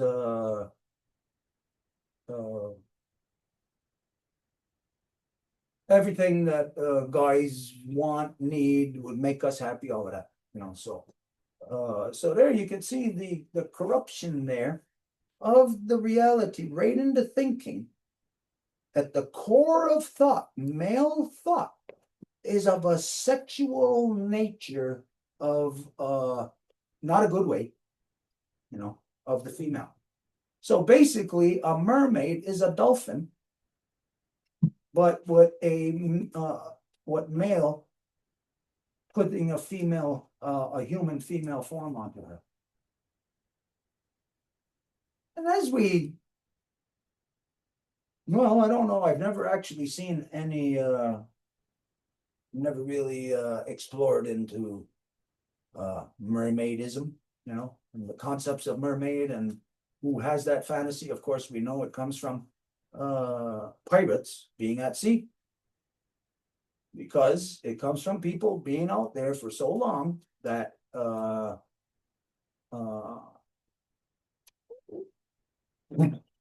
do you call that? When you have a fantasy of something, you Hallucinate. hallucination. Being at sea for so long, a hallucination. And when you start to hallucinate, of course, it's a closeness to death. And when you have a closeness to death, you're like in your mind, you're returning to creator or returning to your roots or whatever, you know, you're going back home. And so in that hallucinatory state, when they're out there on the water, the pirates, because they're out there so long, because they're pirating, that this is creates the image in their mind of this is where they're returning home to, but it's no matter what, in the guy's mind, it's like a sexual overtone or undertone, whatever. It's the reason, the hidden reason, it's the exposed reason, it's the ulterior motive, it's the motive, it's all of that all mixed together. So anyways, here we were talking about this and looking at then in these two roots of neural activity of male being human form on land and female being like a dolphin in water, that then these two lines of communication is where what we identified the other day is where we got to work on. And the other day I didn't arrive at this concept yet, or this perception when we were talking about it. But this is where we said where we got to balance this out. So there's like a connector there that has to manage this to receive the signal, to know which way to send it. So there's this invisible thing here, which are oneidas and cayugas, an invisible energy. It receives the neural activity from either way, and then it's got to decide which way it's going to send it.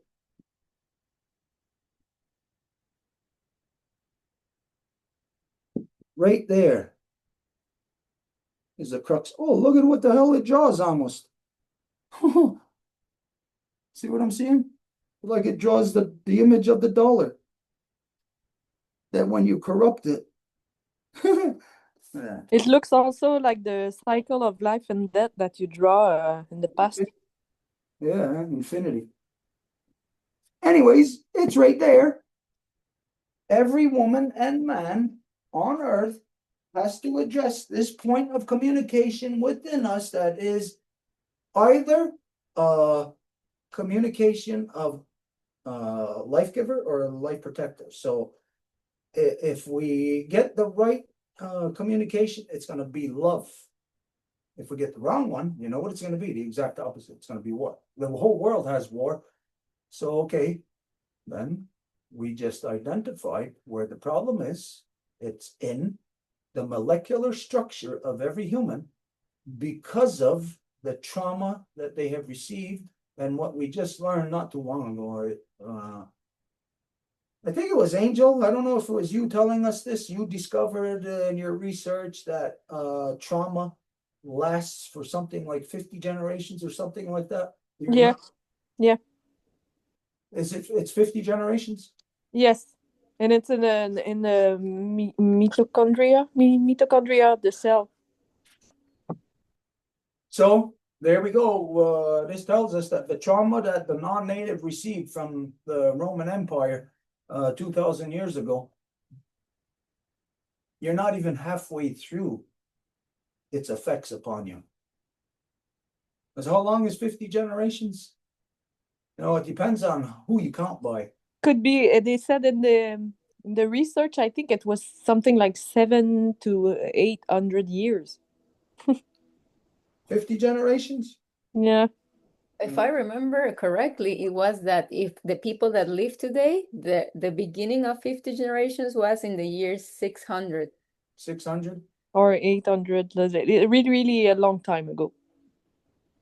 So then anyways, for a little side note here, then right now today, to understand what we're going through, all the anxieties that you have, all of the wars that we're experiencing, even your own personal love-hate relationships, all of this, we'd have to go back and look around the year, what year you say? 600, 800, somewhere in 600 to 800 AD or BC? there. No, after. After. Yeah.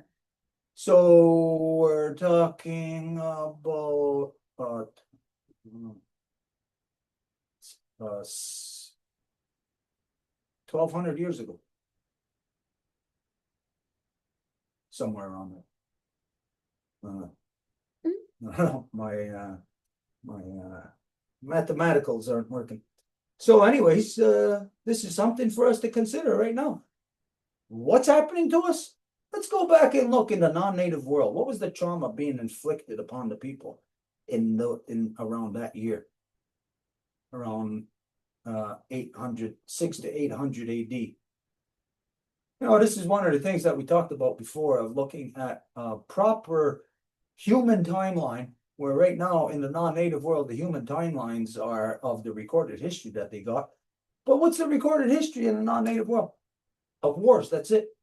That's all you know. That's your history. It's about war. It's about this war, that war. As a matter of fact, you send your children to school to receive what you identify as a classical education. And they are taught about wars in 1 AD. They're taught about the wars between whoever and whoever. They're taught about the wars that, obviously, the people who won are the ones teaching those wars. So who do you think is, teaching that history of those wars? So who's teaching? Who's the ones teaching that? The ones teaching that are the most brutal, are the ones who were the killers. Who taught the history of all of these wars and all of that? The Romans. Who is the current holder of that history? The British. For some reason, everyone on earth, they're putting in their newscasters everywhere on earth, doesn't matter where, a British speaking person. Why? Because they consider that person to be the I don't know, like the authority of something, like they tell the truth or something. Biggest liars the world has ever known, the English speaking. They don't know anything of the truth. So this is where you see how they are the ones in the schools today giving your children a classical education from something 1,500 years ago or however long ago, and your children are being taught it today. That's the carryover of the trauma. It's carried over through education. What do you call education? It's a lie, education. It's not true. You're being de-educated by it. Anyways, wherever all of that goes to. Okay, we're gonna move on now because just because. Okay, but Serge is here, right? We gotta talk about Serge's document. Okay, so let's go to Serge then, and let's just see where everything stands with that. Yes, hi. I'm Serge, simple Trappeur. I salute the Longhouse. I salute the life givers. We have prepared a document to put it in the hand of government to push them to respect the Two Rwo Wampum, the treaties in our and your peoples, because they don't respect anything. We know all the story about, like you said, Roms come after the Mesopotamian, and well, today it's the English crown. We see that, and we understand how they do all the things. Just because people sign some documents, and they are empty of our mind. Just the slave of the signature they put on paper. We try to educate people from Quebec of this fact, and we try to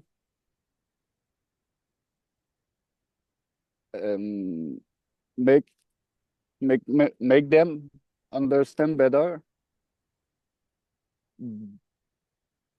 the treaties we have, what create Quebec in the start, in the mind, not what became today, the corporate and all this shit.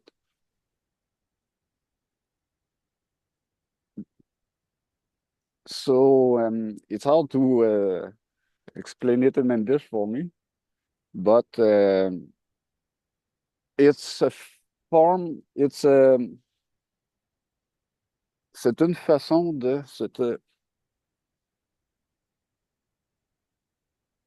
it's a mind to push the government, because if anyone push them, they continue everything. They are continued indefinitely.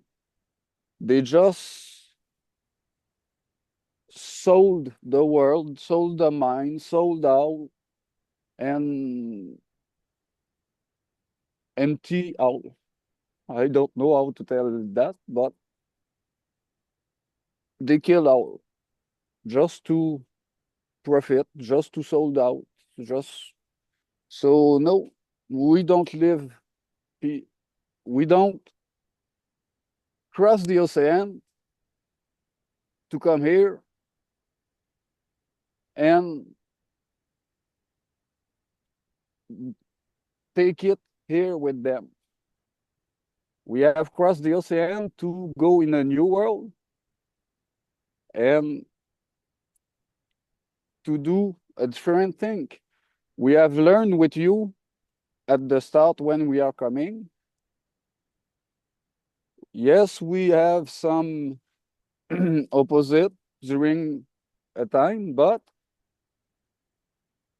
in a time we have sit with you to continue and slowly cut the link with other over the ocean.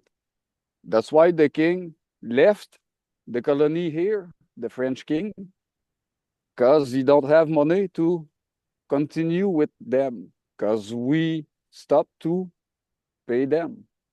And after that, the English come and it's the free for all. We understand all this story. And the government have to put it in face of all the Quebec, all the Canadian, all the colonized country, the so-called country, is the main shit anywhere, everywhere. Africa is the same thing. A monarchy without monarch, where is just corporate mind. We exploit all. So we ask to the Longhouse if we can look at this document, look the mind of this document, and if this document follow the engagement, not follow what we have to follow Mhm. in the Two Rwo Wampum engagement. Okay, so right now, does Serge have the ability to share? You got the document to share right now, right? Serge? I have it here. I will try to share. Is he able to share? I have We're gonna make it so you can share. Yeah, you can share now. English. Well, okay. But in English, I will let you or someone else read it Mhm. because I'm not sure what I will tell. Okay, well, for tonight, what we're gonna do here is I'm gonna go over the English. Edith's gonna be looking at it also, and then later on, Edith will look at the French, and then tomorrow we're gonna be having a Ganyagahaga Land Defenders meeting here, and we'll be able to run it through some of the people there also, you know, to get a different, broader perspective. So maybe by Monday or Tuesday, we should have like be able to come back with you and say, this is what's gotta be adjusted, or if it's good the way that it is. Okay, so, if you can share it, go ahead and we'll just go. Yes, I just try to find where I can put share. Ah, okay, here. This one.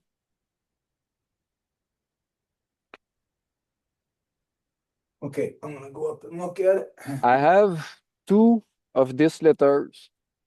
One of us and one with life giver's mind a little bit. Okay, And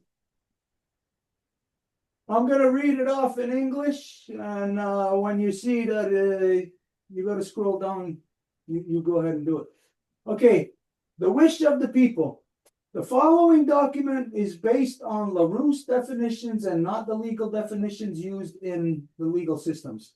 We, living women and men recognized today as the Quebecois nation, recognize that the history expressed by the dominant colonist way of thinking is biased, recognize that the use of force, such as the use of lies, usurpation, theft, concealment, murder, forced displacement, and the displacement of the population are all acts of genocide against the original peoples. Recognize that they welcomed us with open arms in a spirit of goodwill. Recognize that all colonial entities have been legitimately bound to the Two Rwo Wampum Peace Treaty since their arrival, a first and true alliance between the original peoples and the first settlers of Turtle Island. This alliance is based on reciprocity, respect, shared knowledge, and mutual aid. Recognize that the failure of the British Crown to respect the Two Rwo Wampum Treaty is an act of genocide that was never intended nor supported by the newcomers who recognized that they were saved by the original peoples. Whereas the Two Rwo Wampum Treaty dating back to 1616, not 1613, 1616, established how peoples were to live together equitably and based on consensus through the talking circle as inscribed in the Great Law of Peace, established over 2,200 years ago. Whereas, given the failure of colonial regimes to respect the Two Rwo Wampum, all kinds of initiatives ensued that were not in keeping with the said founding treaty. All subsequent acts and events were imposed, hiding under the mask of colonization.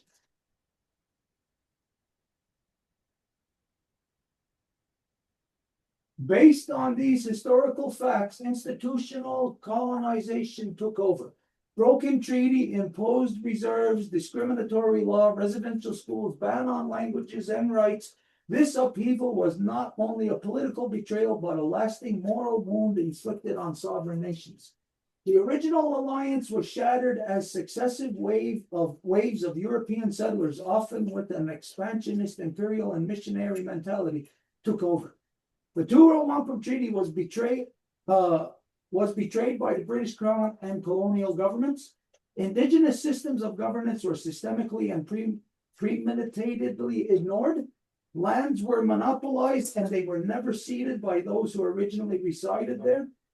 Policies of forced assimilation, example, residential school, banning spiritual ceremonies, assimilation into new language were put in place. The shift occurred not only in policy, but in the ideology too. We went from coexistence to domination. Take into account that your oath of allegiance in no way protects you from your actions, past, present, and future. You are personally responsible for decisions made for and on behalf of the entity you represent. Being in a representative organization, we expect our servants to act in the best interest of the Quebecois people and the established agreement. As our servants, we expect you to act with dignity and integrity. We have mandated you to administer these services to serve us fairly and with honesty. Over the next 2 months, we expect from you that elected officials and others working for the state sit down with official representatives of the Two Rwo Wampum with a view to genuine reconciliation. The entire process must be public, accessible to all via any communication media. We rise to reclaim the original identity we carry. We stand up to reclaim our right to live free and in peace in the land that gives us everything we need. Through freedom of association, we, the people of the Quebec Nation, being attached to our roots with the original peoples who welcomed us, must disassociate ourselves from your genocidal governance that hides behind the doctrine of discovery.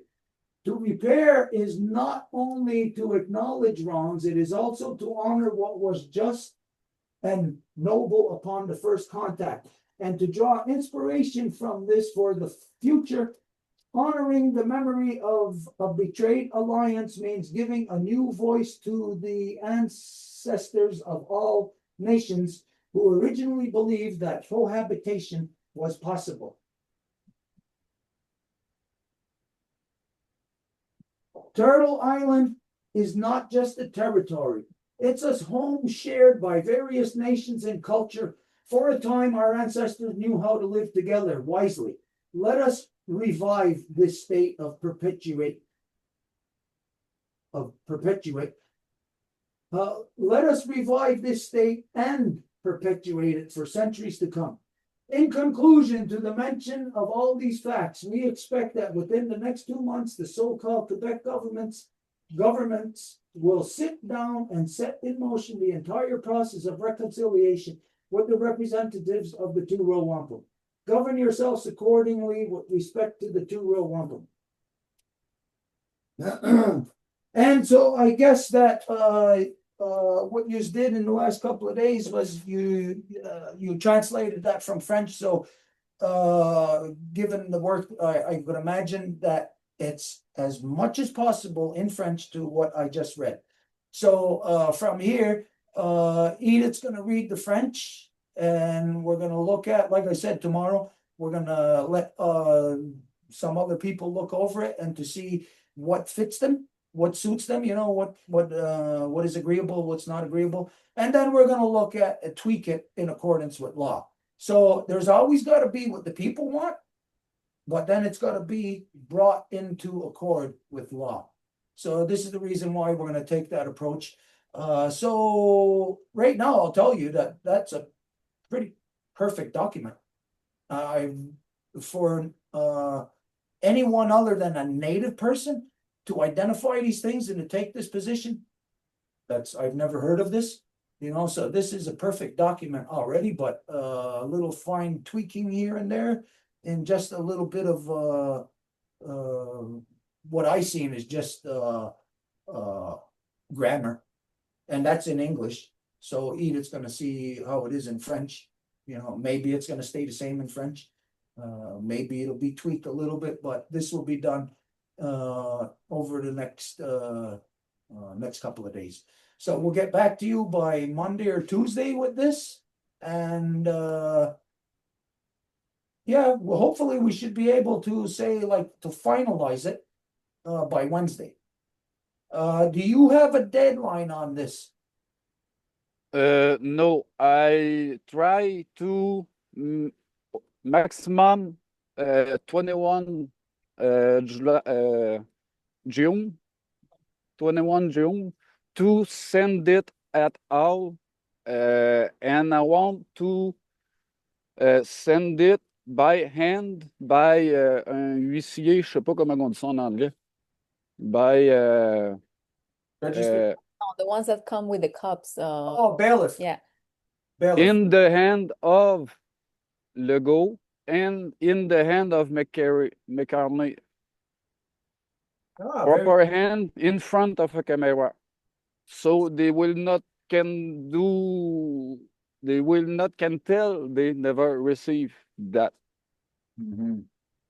okay, so by the 21st, I understand the reason why you want to be within that power. Okay, so what's the date today? It's only the 6th or 7th? 7. Okay, yeah, we'll have plenty of time. But keeping this in mind, we're gonna put a little bit of rush on it too, so maybe before Tuesday anyways, latest Monday. Because to get this going by the date you're saying, we gotta get this rolling as soon as possible. Okay, this is a really great initiative. I gotta say that this is something that is not expected, but something that we've been identifying for years, that the non-native people are the ones that gotta push this. Yeah. It's just that let's say if you're in grade 1 and you're just learning the foundational knowledge to what you need to know in grade 10, then when you're in grade 10, you'll be able to do those higher levels of consciousness things, So this is where we have been. In the past, the relations between the native and the non-native has been tarnished. It's been made to be bad relations because of the British Crown. It doesn't matter. Whatever anybody is, if they're French, if they're German, if they're whatever, it's all the relations have been tarnished by the British. So in this sense, it's not just relations that occur here. It's relations worldwide. So you look at the people, the British, in their relations worldwide, they're rapists, they're thieves, they're murderers. This is what they do. They go around stealing from everybody, raping and murdering everyone. So when you're doing that, I'm pretty certain everybody else on earth is not going to like them. So it shows you the source of bad human interaction upon the earth, which then translates into bad actions against the earth. So first, it's bad against humans. This is the British. It's bad for humanity, and then that overspills into being bad against Mother Earth. Where what we're seeing right now is like we said, the final second wave of genocide. And the second wave of genocide doesn't just target me. It targets you. It targets everybody. As a matter of fact, the ones who have a less chance of survival are the non-native people. Because the native people, as if at least we're still, us as much as we can be. We didn't join the thieving, raping, murderers. Even though there's a lot of us who did, but the core of us remain in our identity. But the non-native people, it's impossible for you to remain within your original human identity but knowing that the people are a part of a colonial process. Because then those people who have this perception in their minds that they're good people, because you think, what did pilgrims, colonizers do? They worked the land. It's all they did. Hey, that's the same thing we did. Wait a minute. Let's look at something here again. Wow, this is really a good exercise tonight for me. Anyways, I don't know if anybody else is grasping this. So here, right there. In that interaction again, they're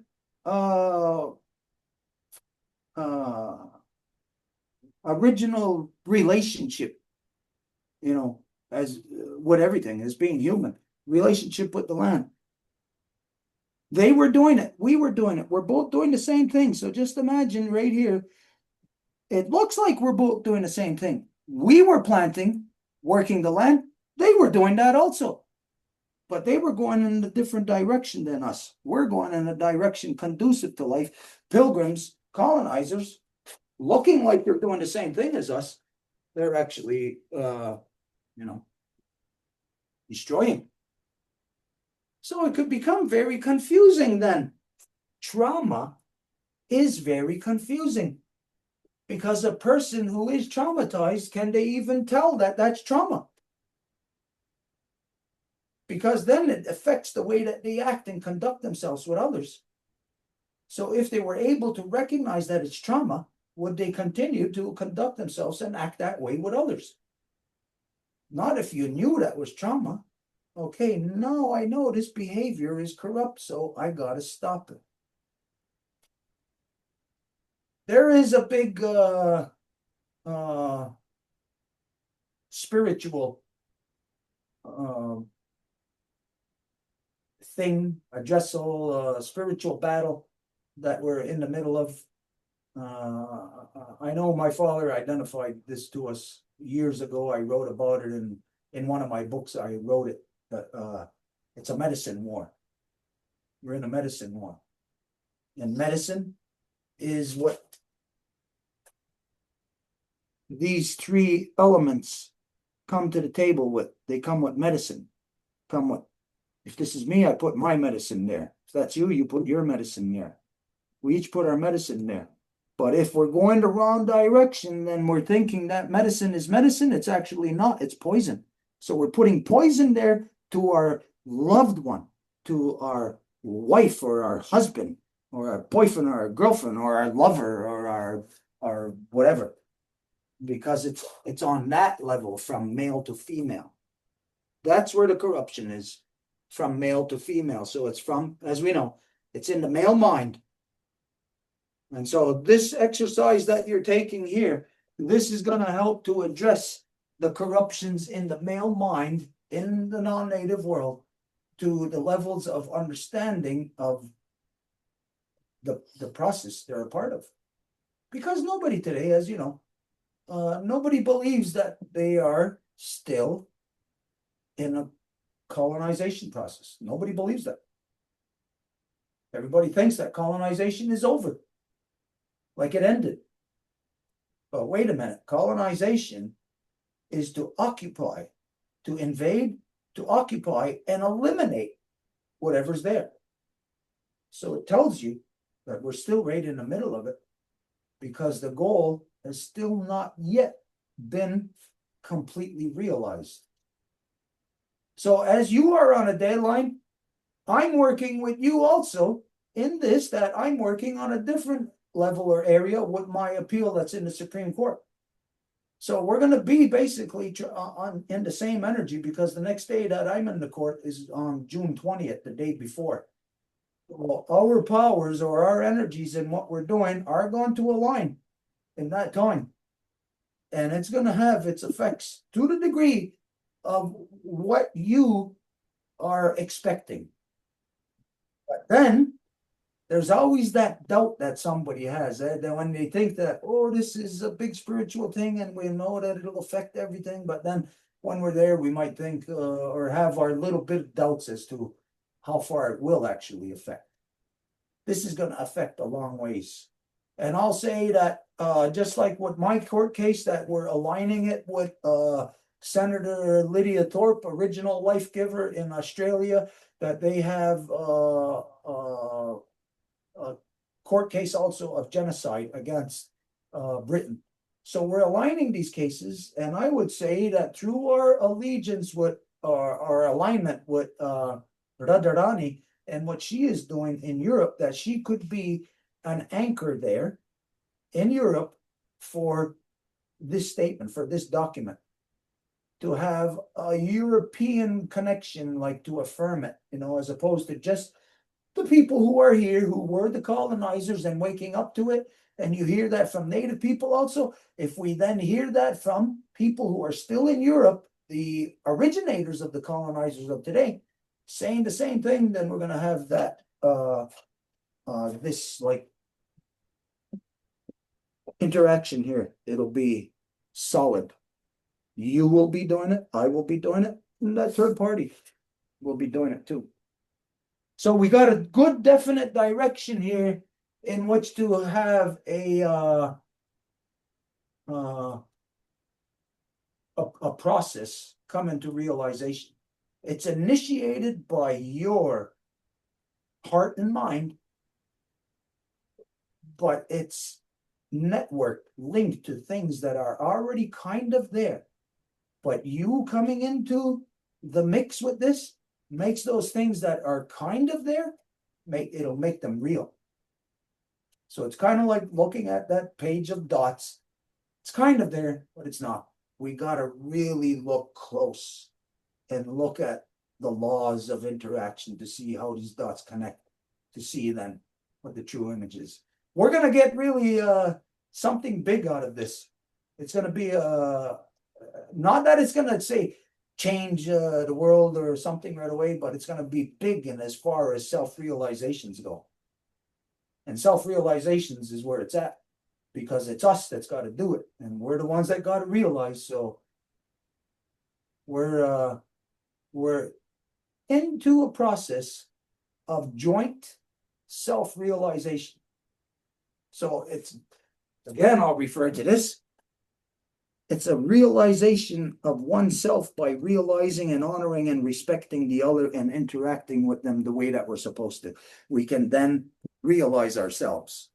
You're going to realize yourself in a way that has been prevented from you. You've been prevented from that realization of being able to be that person that you know you could be, the person you were designed to be. Everything, like you just said in the document, and maybe this is somehow, we'll see if it can be incorporated, but you've been prevented from it. This is a statement of like, take these chains off of me. I'm gonna be that free person. So it's gonna be a very good exercise, very good for everybody. Okay, Serge, I don't know if you got anything else that you want to say on this for now, until we get back to you. So anything, final closing statements on it? The floor is yours. No, so I'm fine for tonight, and give a big thanks to the Longhouse to assist us, to teach us, and thanks, very big thanks to the Life Giver Nation for her help, and we wait. We wait. We are. Comment dire, bon, excited to do this, and I really want to see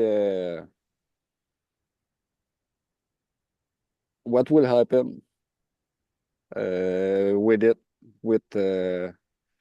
when we put it in hand of our Prime Minister. So I salute all people, and see you later. Wow, very good. Very good.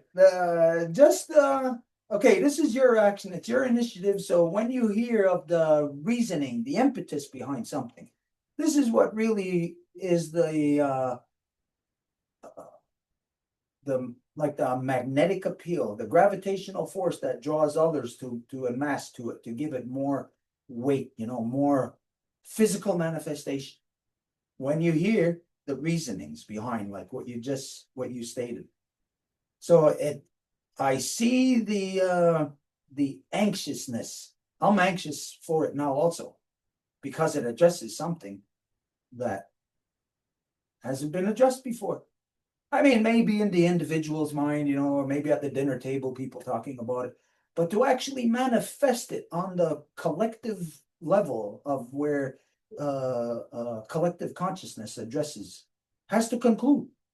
So from here, what I would say also is that we take this document, once it's concluded, finalized, and bring it into the universities to, who would we bring it to? Sociologists, political scientists.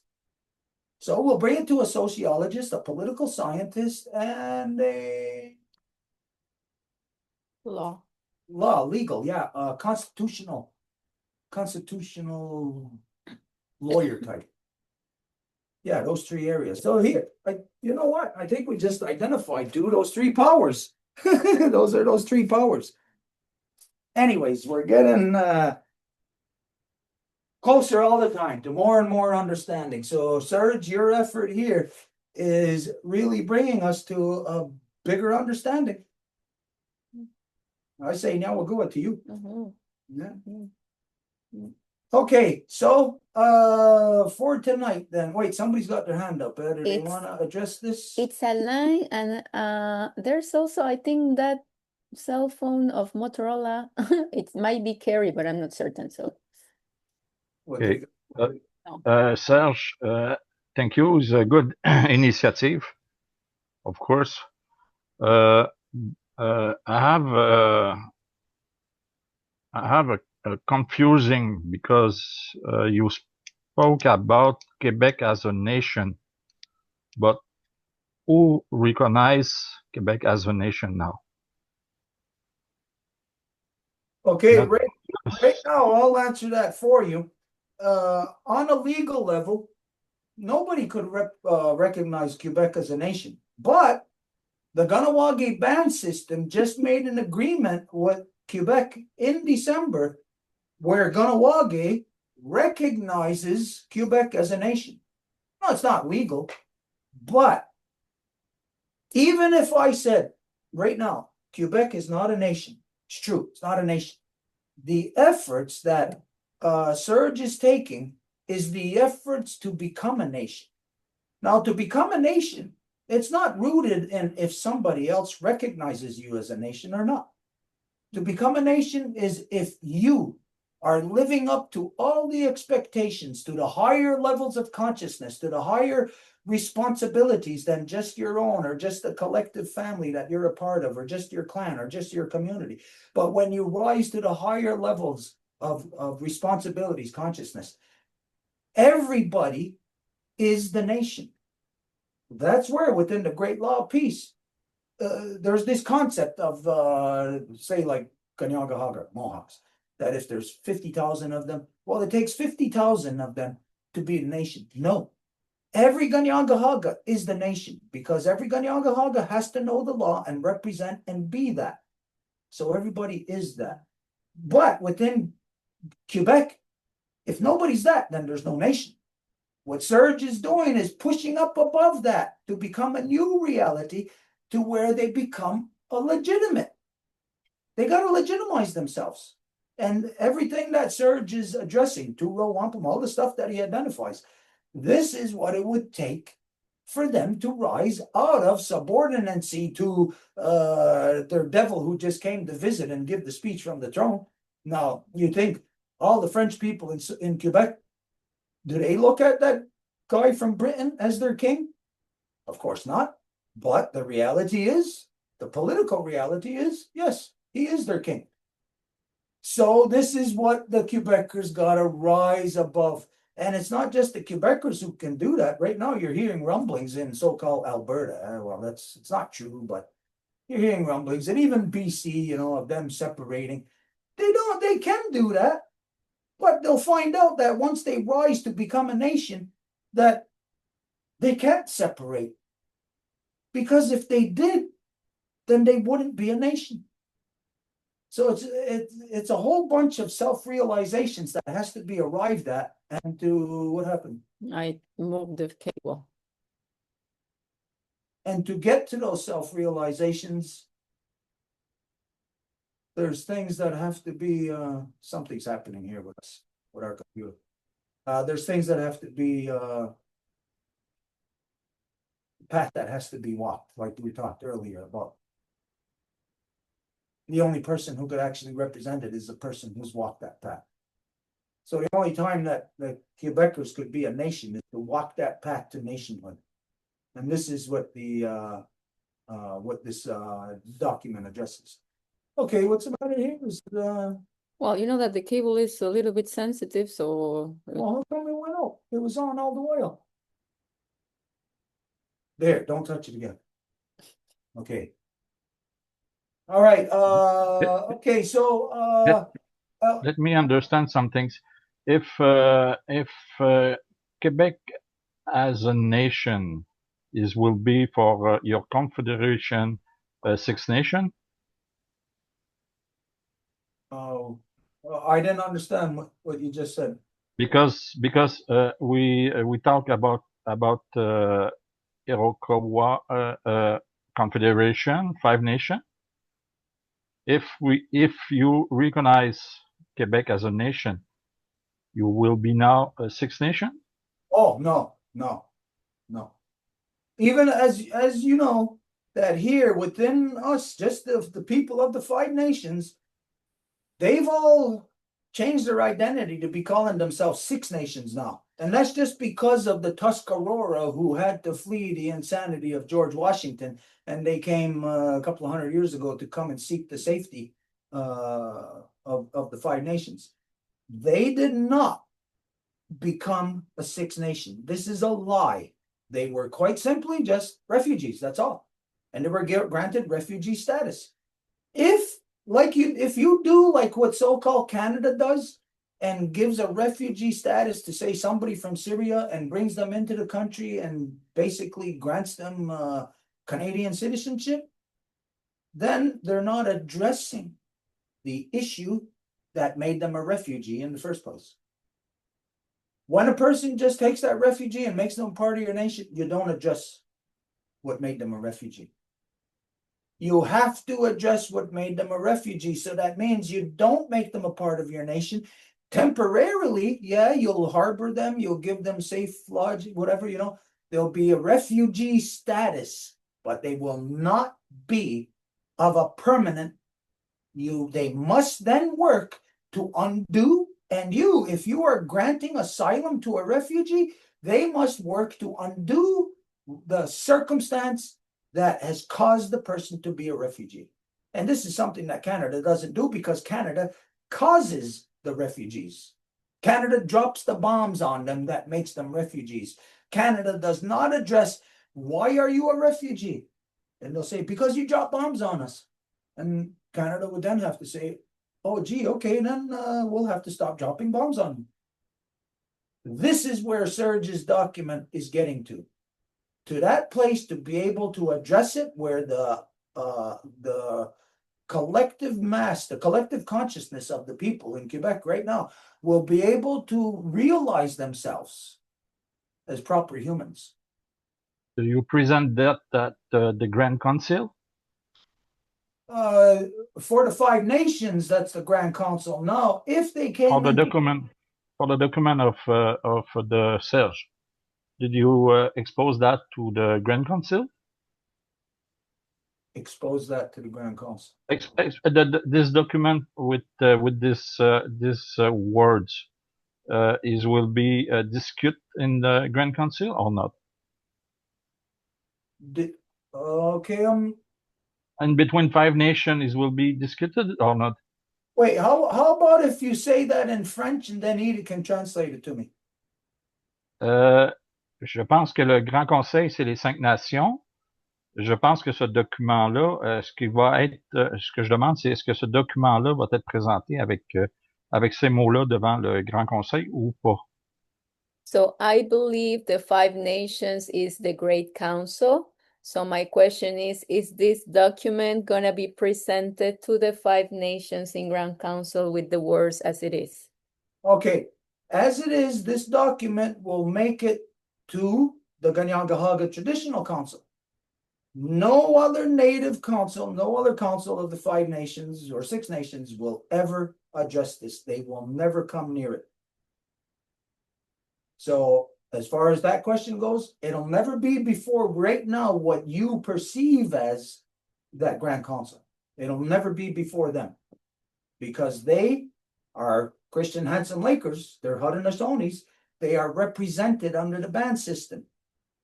So they do not address things on this level of nation or international. In traditional way, the Five Nation is not under the band council, I think. I'm wrong or right? No, in the traditional way, you're right. They're not under the band system. But what you are giving reference to right now, they are under the band system. Yeah, band system is a colonial system, is not ours.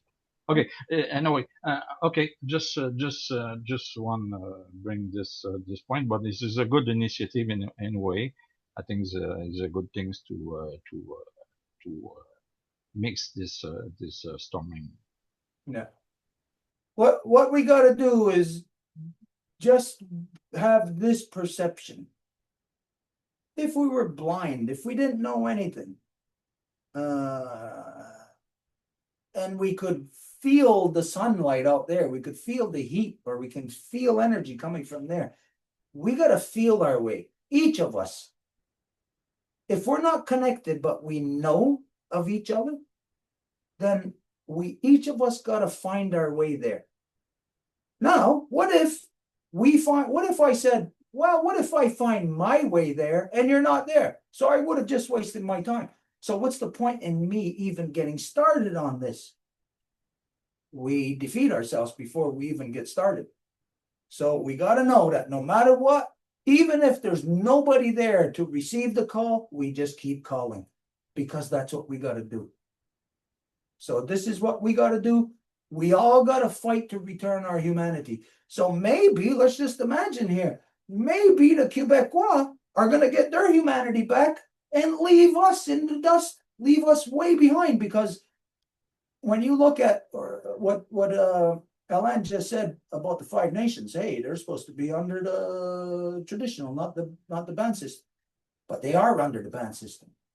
So you think of that, how much people are actually putting out false perceptions or lies about what they are supposed to be.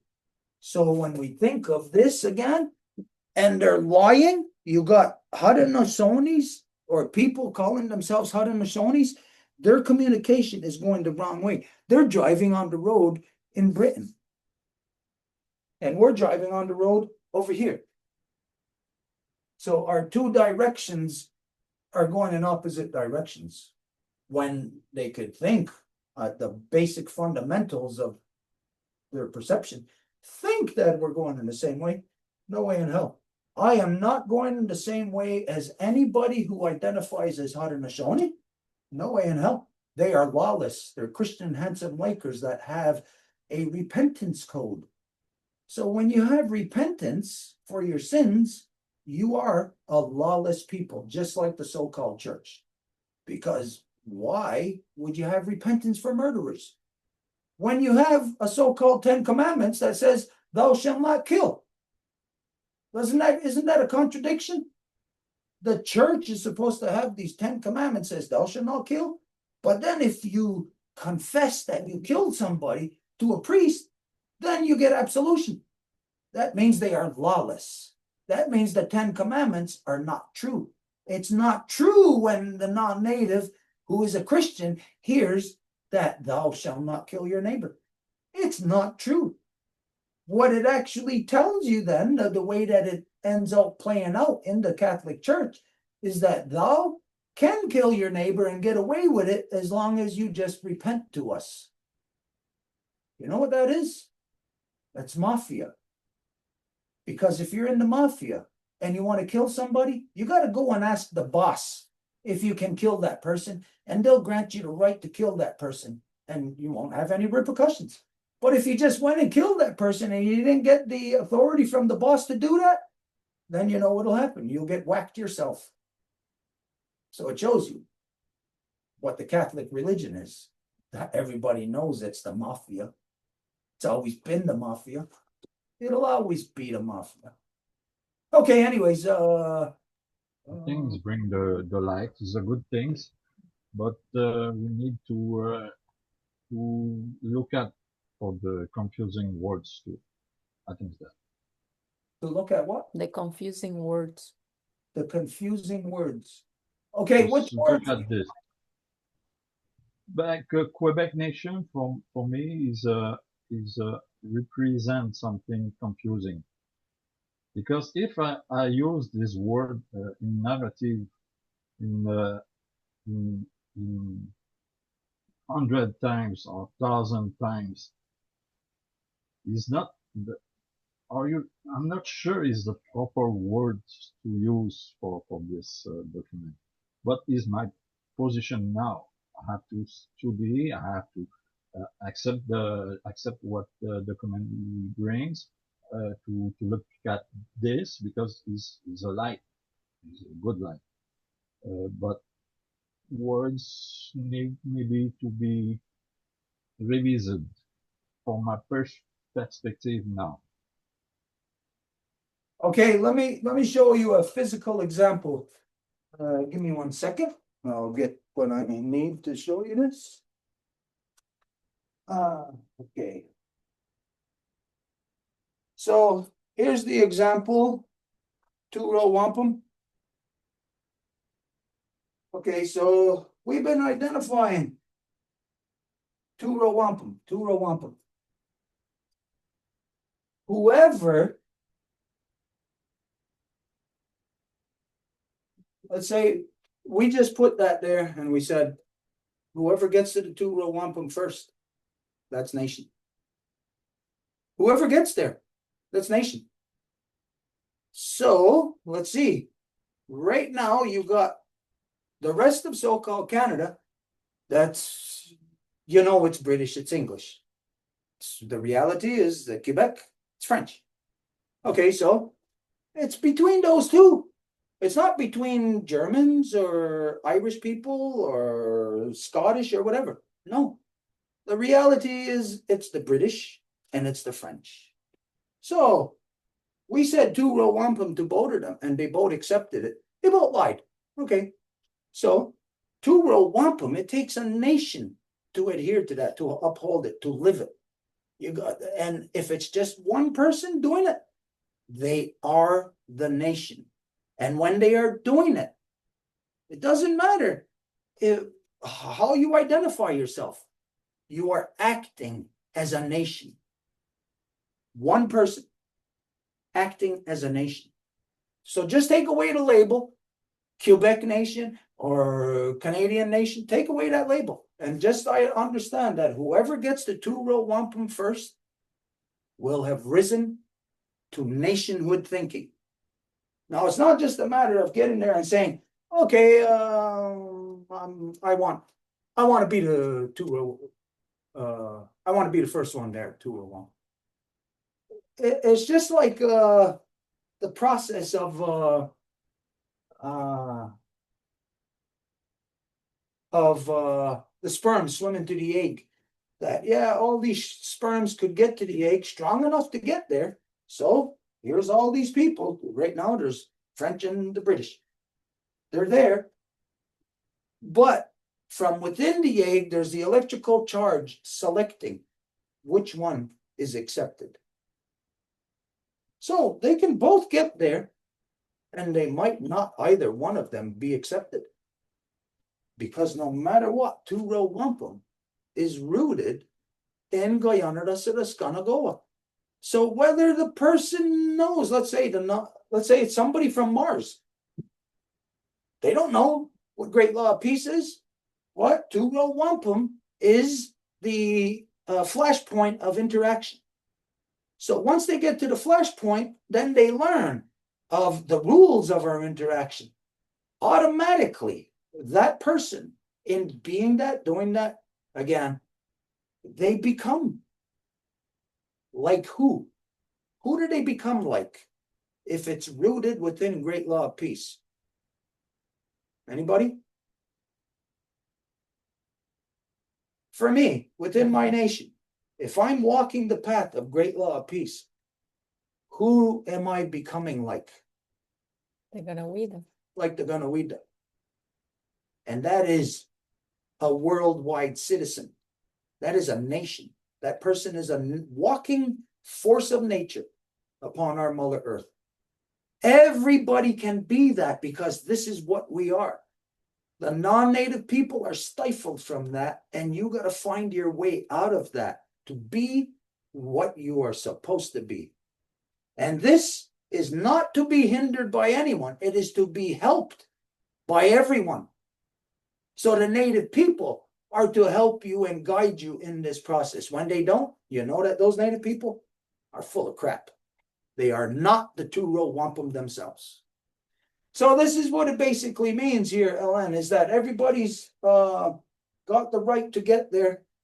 But once you get to the door knocking, doesn't mean we're going to let you in. The behavior, the conduct, all of that must be law. And when it is, they're automatically nation. It's not that they're nation just because they're saying we're on our way there, so we're a nation. Doesn't mean that. But if they said that ahead of time, like law says, I am the Ganawida. If I say that ahead of time, then I have to live up to that. So if Serge and this movement says that ahead of time, then you, me, everybody has the right to hold their feet to the fire to make sure that they live up to that. And you know what? Up until now, there is no non-native people that the native people could hold their feet to the fire, to their word. There's no non-native people that have been living by their word on any level. I don't care what anybody says, on no level. No non-native people have been living up to their word. If their word is this far, they went maybe, if it's 10 steps, they went 9 steps. And they cannot go to rest because Britain is standing in your damn way. The bloody British are standing in your way, preventing you from being a human. The world came here to this processing plant called Turtle Island for you to become a human again. Because where you are, where you've been in Europe, you have been dehumanized. You have been broken down into elements. And those elements do not carry the knowledge of like a baby going through the birth canal. So here's another thing we can liken it to. You're going through the birth canal. You are in a birthing process. So if you're in a birthing process, no one can say that that is not a baby. No one can say that person rising is not a nation. They may not yet be a full nation, but the path that they are walking, only nations can walk that path. It's going to be something to watch this play out because it's going to be a reversal of the last 500 years, something that no one has seen. So it means that, like, in some ways, it's going to rub us the wrong way. You know, we're going to rub our shoulder up against it, and it's going to rip our shirt, and we're not going to like it. It's not going to feel good because we're not familiar with it. You're going to get familiar with this. You're going to see it's going to be a different type of. You're going to be back in evolution, so it's going to be a different existence all the way around. Okay, Alain, I don't know if there's anything you want to respond to that, but if so, final closing statement so we can move on, and then we'll go to Serge. Any final closing statements? Miigwech, that's it. Okay, Serge. It's fine, Miigwech, thanks. I just tell one thing. I use nation because a nation have to respect the great law of peace. Have to infuse the great law of peace. Quebec in the past time, when they sat with native to with first people with the Two Rwo Wampum, have infused a part of this message. And that's just the ground who broke that and stopped this evolution in her people. So I just try to wake up the mind, wake up the memories to continue the way we have take long times ago. But like we know, we have some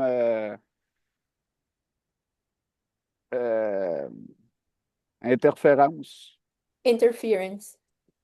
Yeah, I think it's a cleaning path you start, and I think it's a really good initiative. The cleaning probably could start with some tool like that. I think that, but it's a process work for me too, and for other too. But yeah, I think the cleaning path is not is the starting, maybe a starting point. Of course, is a good thing, but because like Stuart say, I never see this kind of minding before, collective minding before, and I think it's a good thing to work on it, but not sure how to process all that, but I have to give work and give some kind of hearing that I have to understand all this too. But yeah, we probably could be a starting point, and of course, need to clean many things. We have to work on this kind of idea and project. Okay, Alain, I hear you, I understand, and I just grasped it more after listening to what Serge said. So let's go back to this. And here's what your perception is, what you just said, Alain, and here's what Serge just said. So let's look at something that could even this out. How about something like this? Of course, right now it's just the initial addressal of it. So within the document, it's going to be fine-tuned, articulated. How about the Quebecois people in our aspiration to nationhood status? Would that feel comfortable to you, Alain?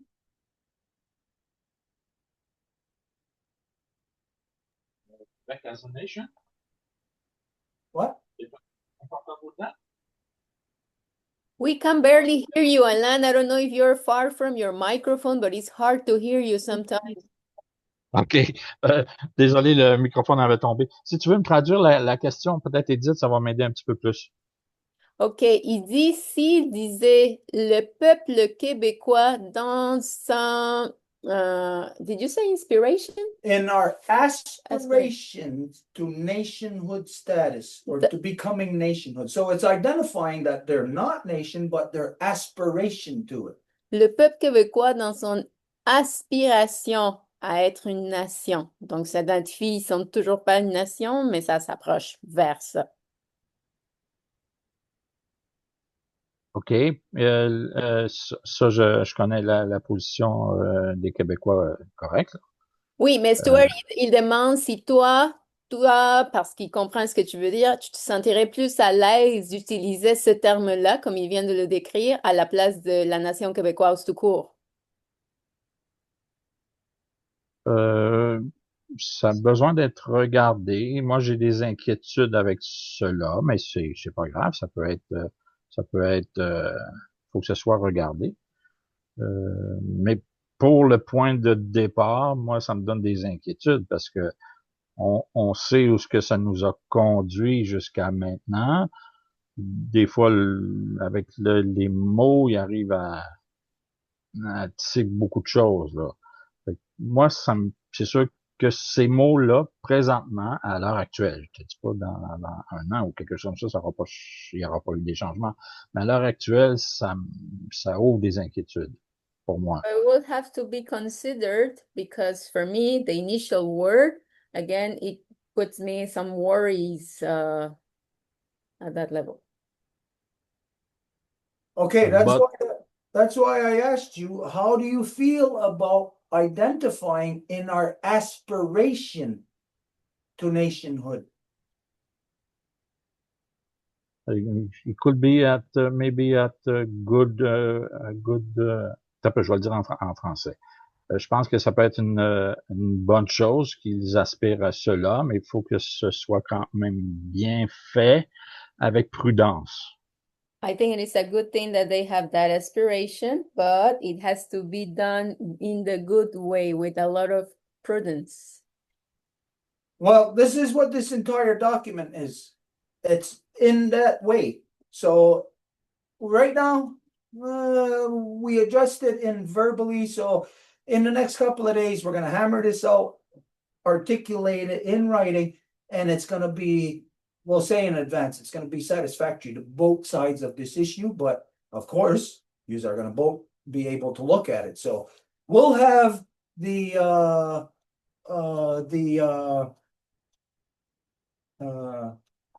wording on this issue. We'll have it done in the next few days, and you'll be able to look at it then and to see if you're okay with it.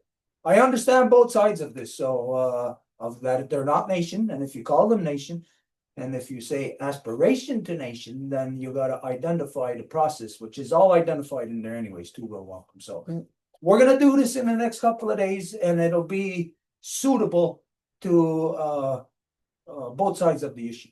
Yeah. Okay, so that's it then on this issue for right now, right? Everybody's satisfied right now. We can move on from this issue. All right. This is even though this is like a little bit of a dance back and forth right now, just to get here to this little understanding. This is big stuff that we're dealing with. You know, like for anybody, any one person to adjust these things in their mind, you know that it's the same things in the other people's minds that have to be adjusted. You know that everybody's not wanting to adjust it. Everybody's been avoiding it. It's not to their benefit to adjust it. Or they think it's not to their benefit. You know, like there's no immediate prosperity to them. But when you rise to be a true human, you got prosperity every second of the day for the rest of your life after that. You know, and it's not going to be prosperity like $100 in your pocket. No, it's going to be that proper communication. You'll experience proper relationships, you know, even though it's still based on people's crazy little ways, whatever. But you'll have the best possible that you could have given the living circumstances that we are all confronted with today. So we're making our strides to, we're taking our strides to make everything better for everyone. That is something that we know is not happening anywhere else. It's just not being done anywhere else. So we got a good thing happening here. Now we'll go again, Serge. Now we'll go to everybody. Now we'll go to Alain to putting this what would I call it even, this fine tuning or this filter into this process. Yeah. Okay, we're gonna move on in the next couple of days. As soon as we got this hammered out, we're gonna send it first just to you, Serge. Wait for your response on it, and then we'll put it out there. Wait for a larger response on it, and then hopefully by Wednesday we could solidify it. All right, this is really Two Rwo Wampum action that I'll guarantee you there's nobody else taking these steps. No one. All right. Okay. So as for anything else, we asked earlier if there was anything, and nobody said anything. So we'll just say this was the issue we were looking at. So I'll just go that there's nothing else tonight to address. I had a couple of issues, but anyways, I think we're already. Oh, something I wanted to say to you, everybody, and acknowledge about the fires that are happening out west. That we all see the smoke. You know, we're all looking at it. So that means we're breathing it in. That means it's entering our bloodstream, which means the smoke has entered our mind. So we are all affected psychologically by the smoke from the fires out west. And we can think just by seeing it, you know, you might have stress on you, stress and pressure upon you, just because you know that the forests are burning out west, and you might be thinking, oh no, all the fires, you know, and all of this, just that little stress. But then you could have more stress depending on the depths of your own intellectual capacities. You know, if we're at grade 1, well, then maybe you're only gonna have stress of odor smoke. But if you're grade 2, odor smoke, and we're breathing it in. Grade 3, odor smoke, we're breathing it in, and it's going into our bloodstream. Grade 4, smoke, we're breathing it in, it's going into our bloodstream, and it's into our brain, and it's affecting our thoughts, and so on, and so on, and so on, and the behaviors towards others. So the smoke has already filtered into us, and it's already affecting us in negative ways. But if you are in this vein of like correction of everything that we just talked about tonight, then those things will be right here at that level of communication where instead of it going the wrong way, you could be having it going the right way. Because no matter what, we're all confronted with the same issue. If we allow it to be a negative or a positive, we'll change the outcome, change the designed intent. Yeah. All right, so there was that, the fires, and what else did I have? Lego Guego. Hey, Carry. yeah, go ahead. Just to add on to the fires, if people log into not log into, but punch in purple air onto their phones, and you go to maps and to real time, you see just how bad the fires were affecting us here. We're almost up to 200 and bad air quality. If you do a history search, the surrounding areas, Montreal, Chateauguay, Saint-Constant, all the way up to the Laurentians, you have these sensors.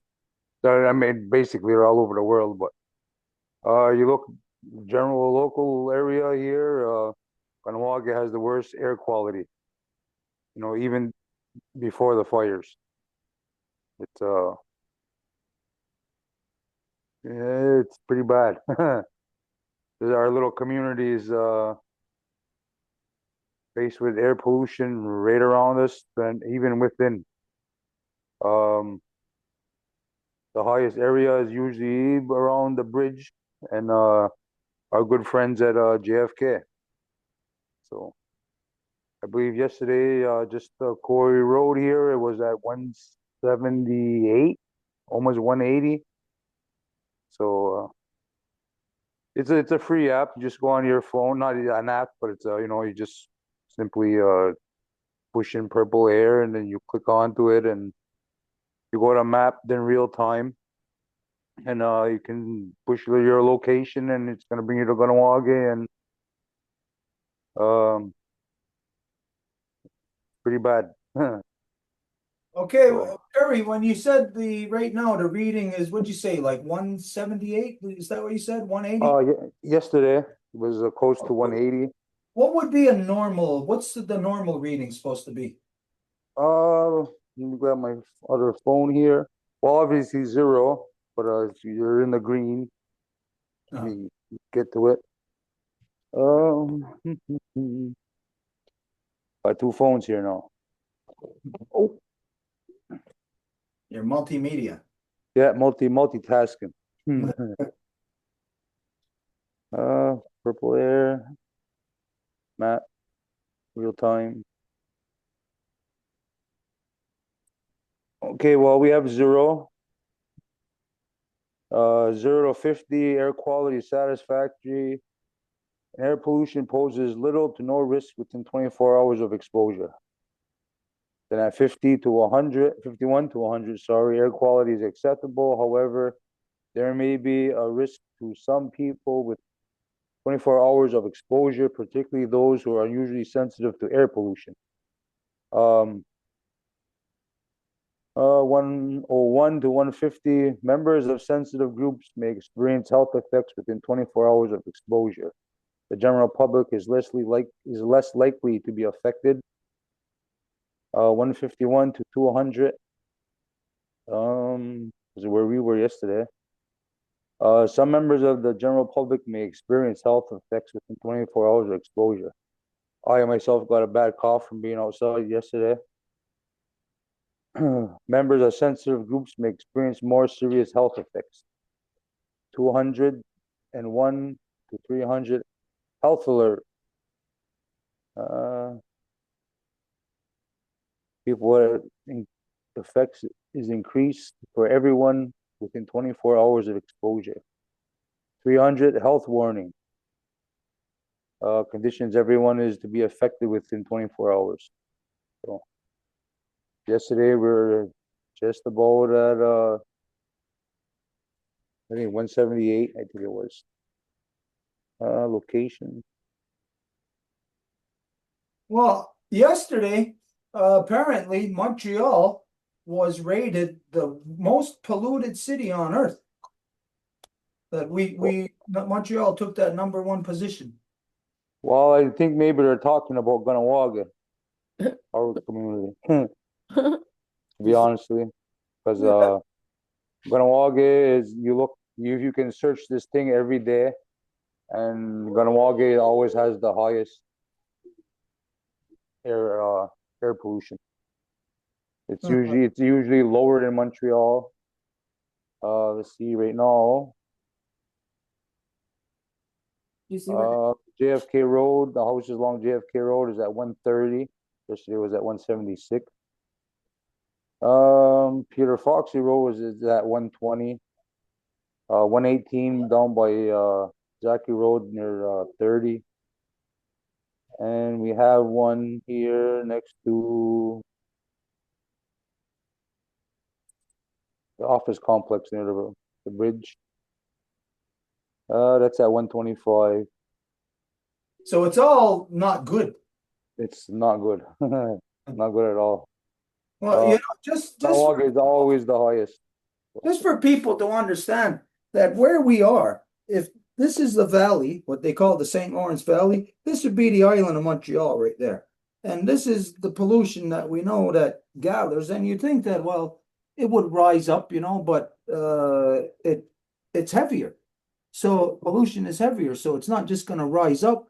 It will rise up on on extremely hot days, but also on extremely hot days, you got a high pressure. So it keeps it low. The pollution stays low.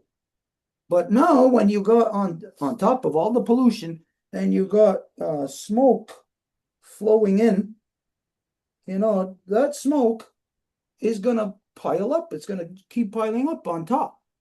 And this is the reason why yesterday that here in Montreal, Ganawaga, most polluted place on earth yesterday. That's crazy.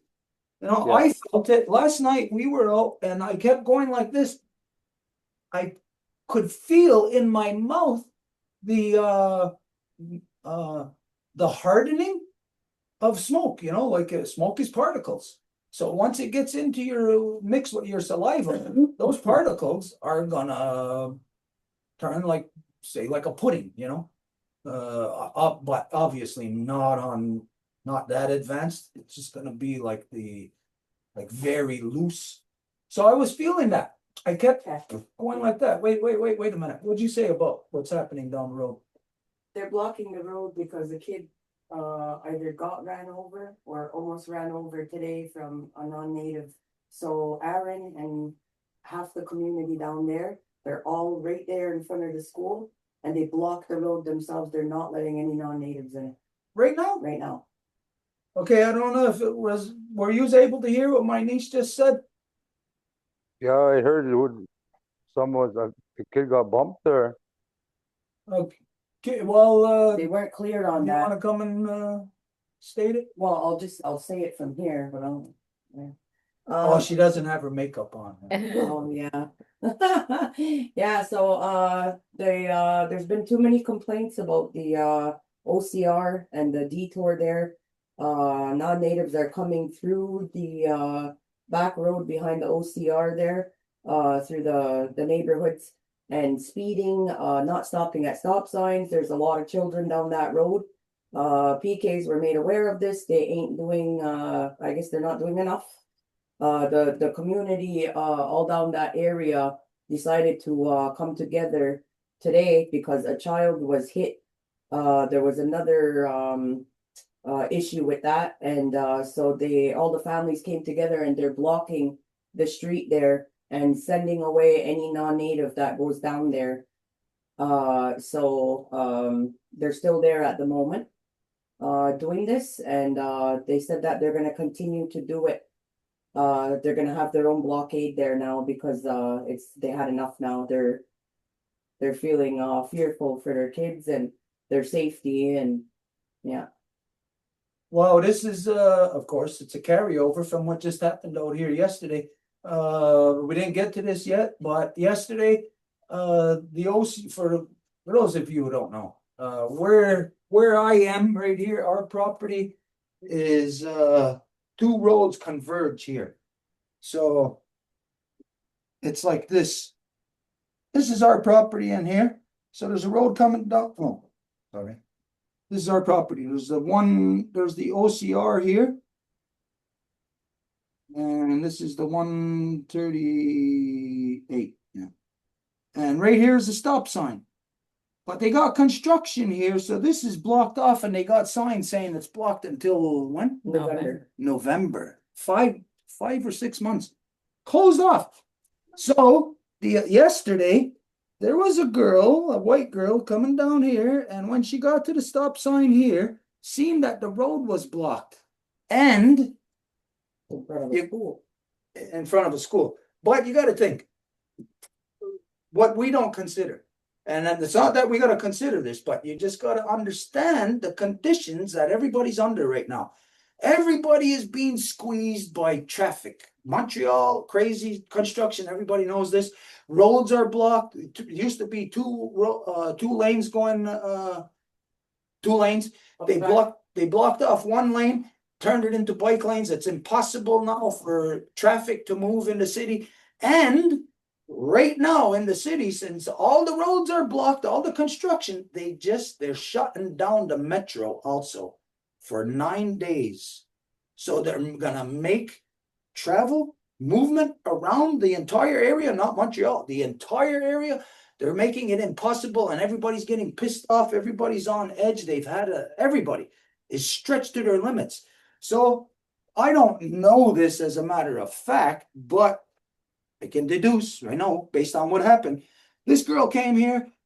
She's got all this crazy stuff she's dealing with, like I just said, the roads and that.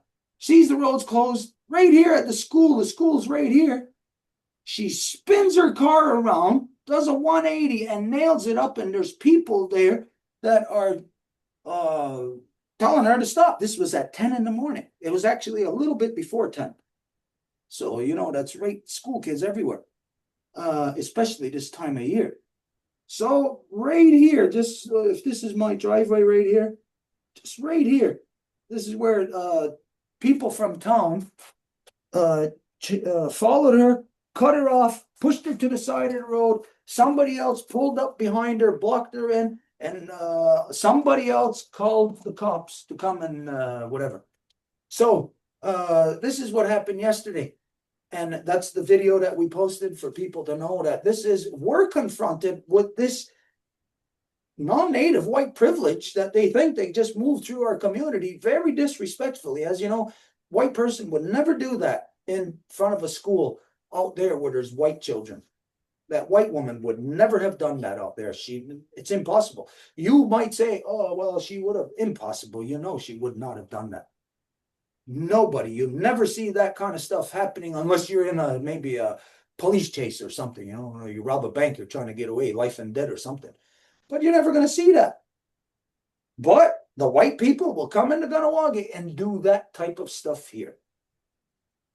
Now, this is the reason why we put this post up yesterday identifying that the people have had enough. But think about this. The people now are taking action, like yesterday, they took action against a non-native person. And this is what they're taking action against. I'm not talking against the action that they're doing right now, what my niece just said, but they're doing it against in response to non-native people. Wait a minute.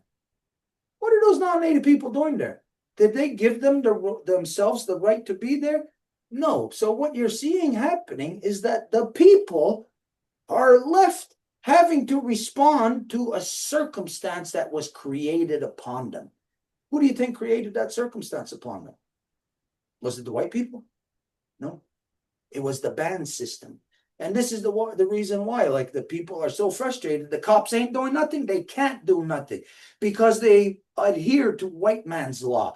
They got to protect the white people that are coming into this community. So when the natives stand up together and do something against the white people coming into the community, the police just step back. They don't want to do nothing because they're stuck in between the law that they're supposed to uphold to protect the whites and the native people. But they're coming down on the native people because the cops got to uphold the white man's law.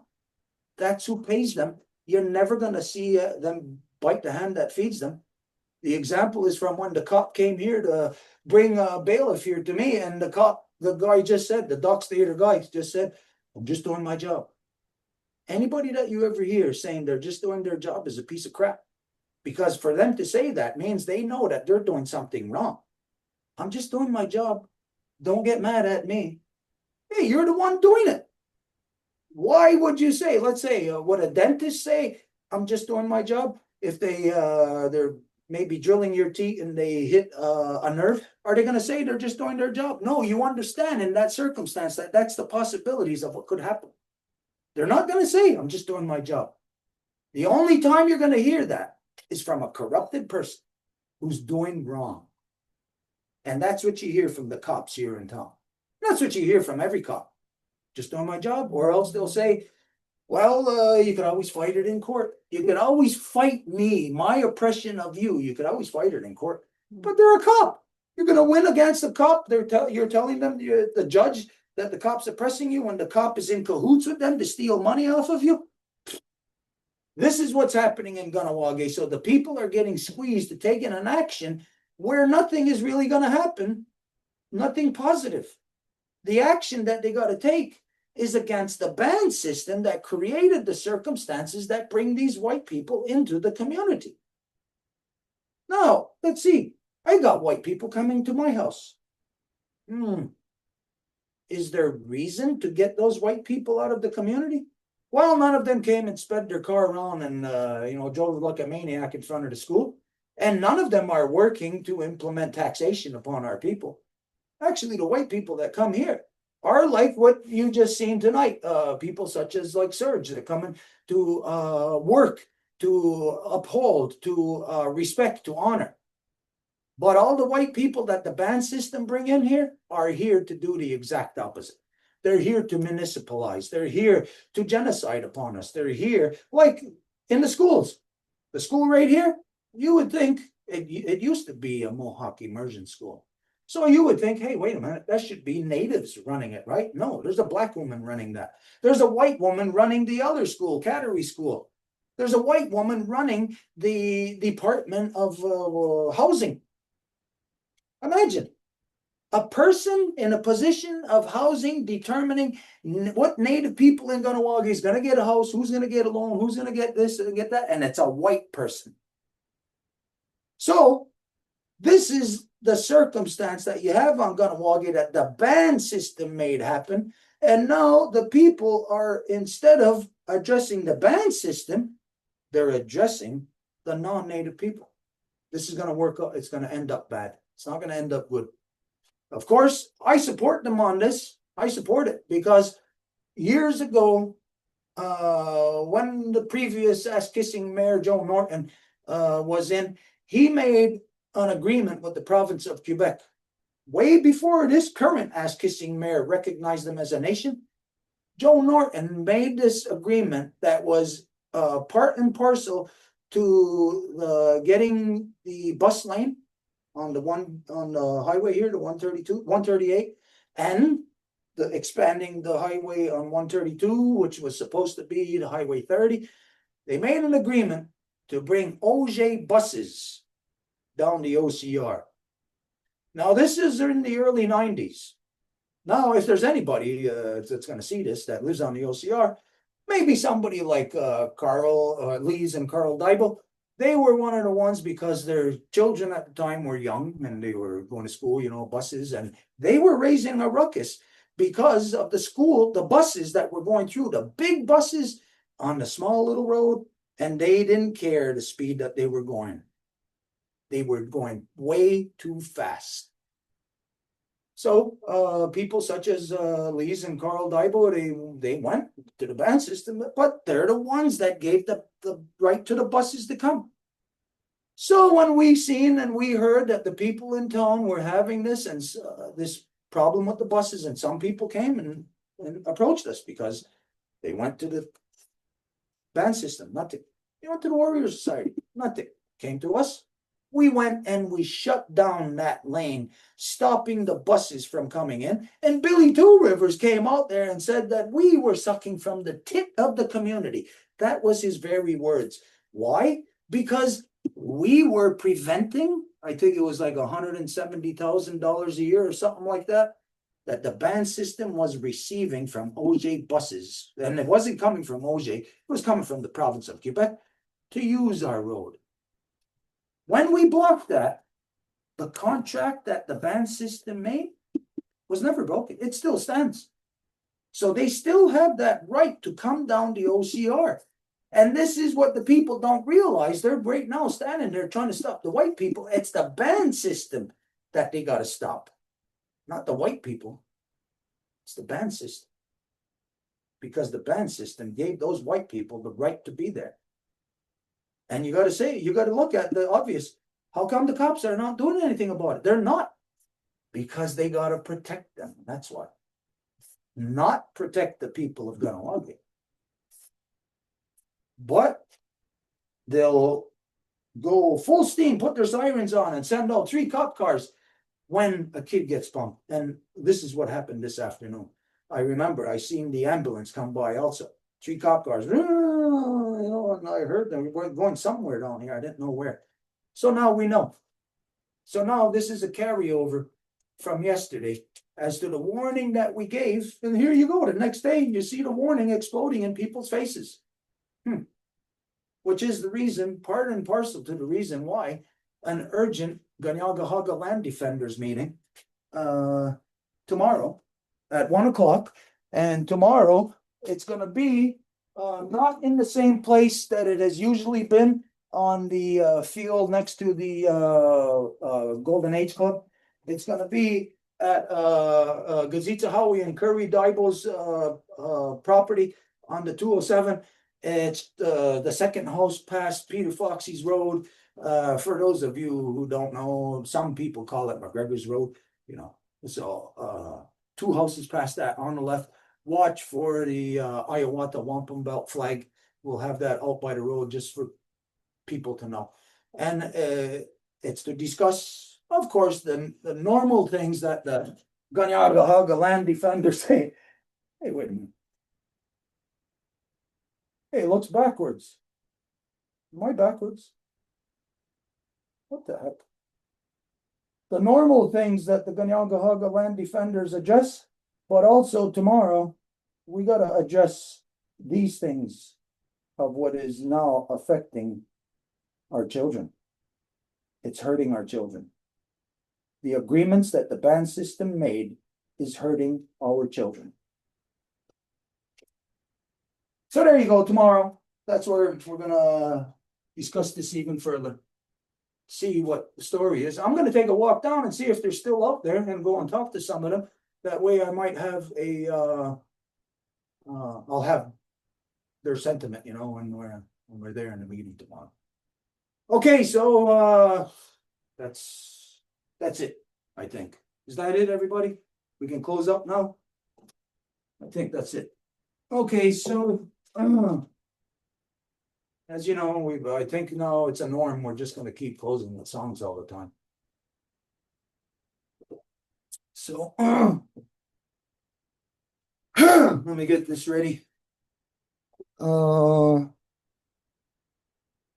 do I got to do with the sound here, Angel?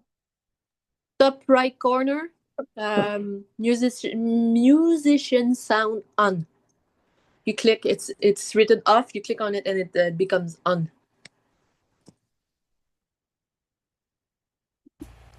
Okay, there we go.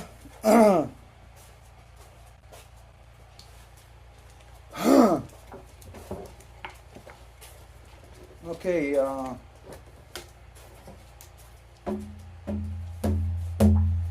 I didn't know this information that my niece just brought to us, but I seen the ambulance earlier and I heard the cops, so I knew it was something, you know. Normally you just hope that maybe it's an elder, you know, that somebody who's already on their way out. Not to say that we want that to happen, but knock on wood. But when you see something like that, you normally want to think that it's somebody that is maybe, you know, advanced in age, and that's what's going on. You don't ever want to think that it's a young person, that it's a child or something. And even right now, maybe we're making too much of it. Maybe there was nothing. Maybe they just got scared. Maybe they did get hurt. Maybe they are in the hospital. We're going to find out. We're going to see. But regardless, this is a circumstance that is transpiring right now. And it's not good. And I'll tell you, last night, when we went into the city and somebody came up to me and said to me, hey, what's going on? They seen my post yesterday. Imagine that. So it tells me something about, just tells me stuff. Anyways, okay.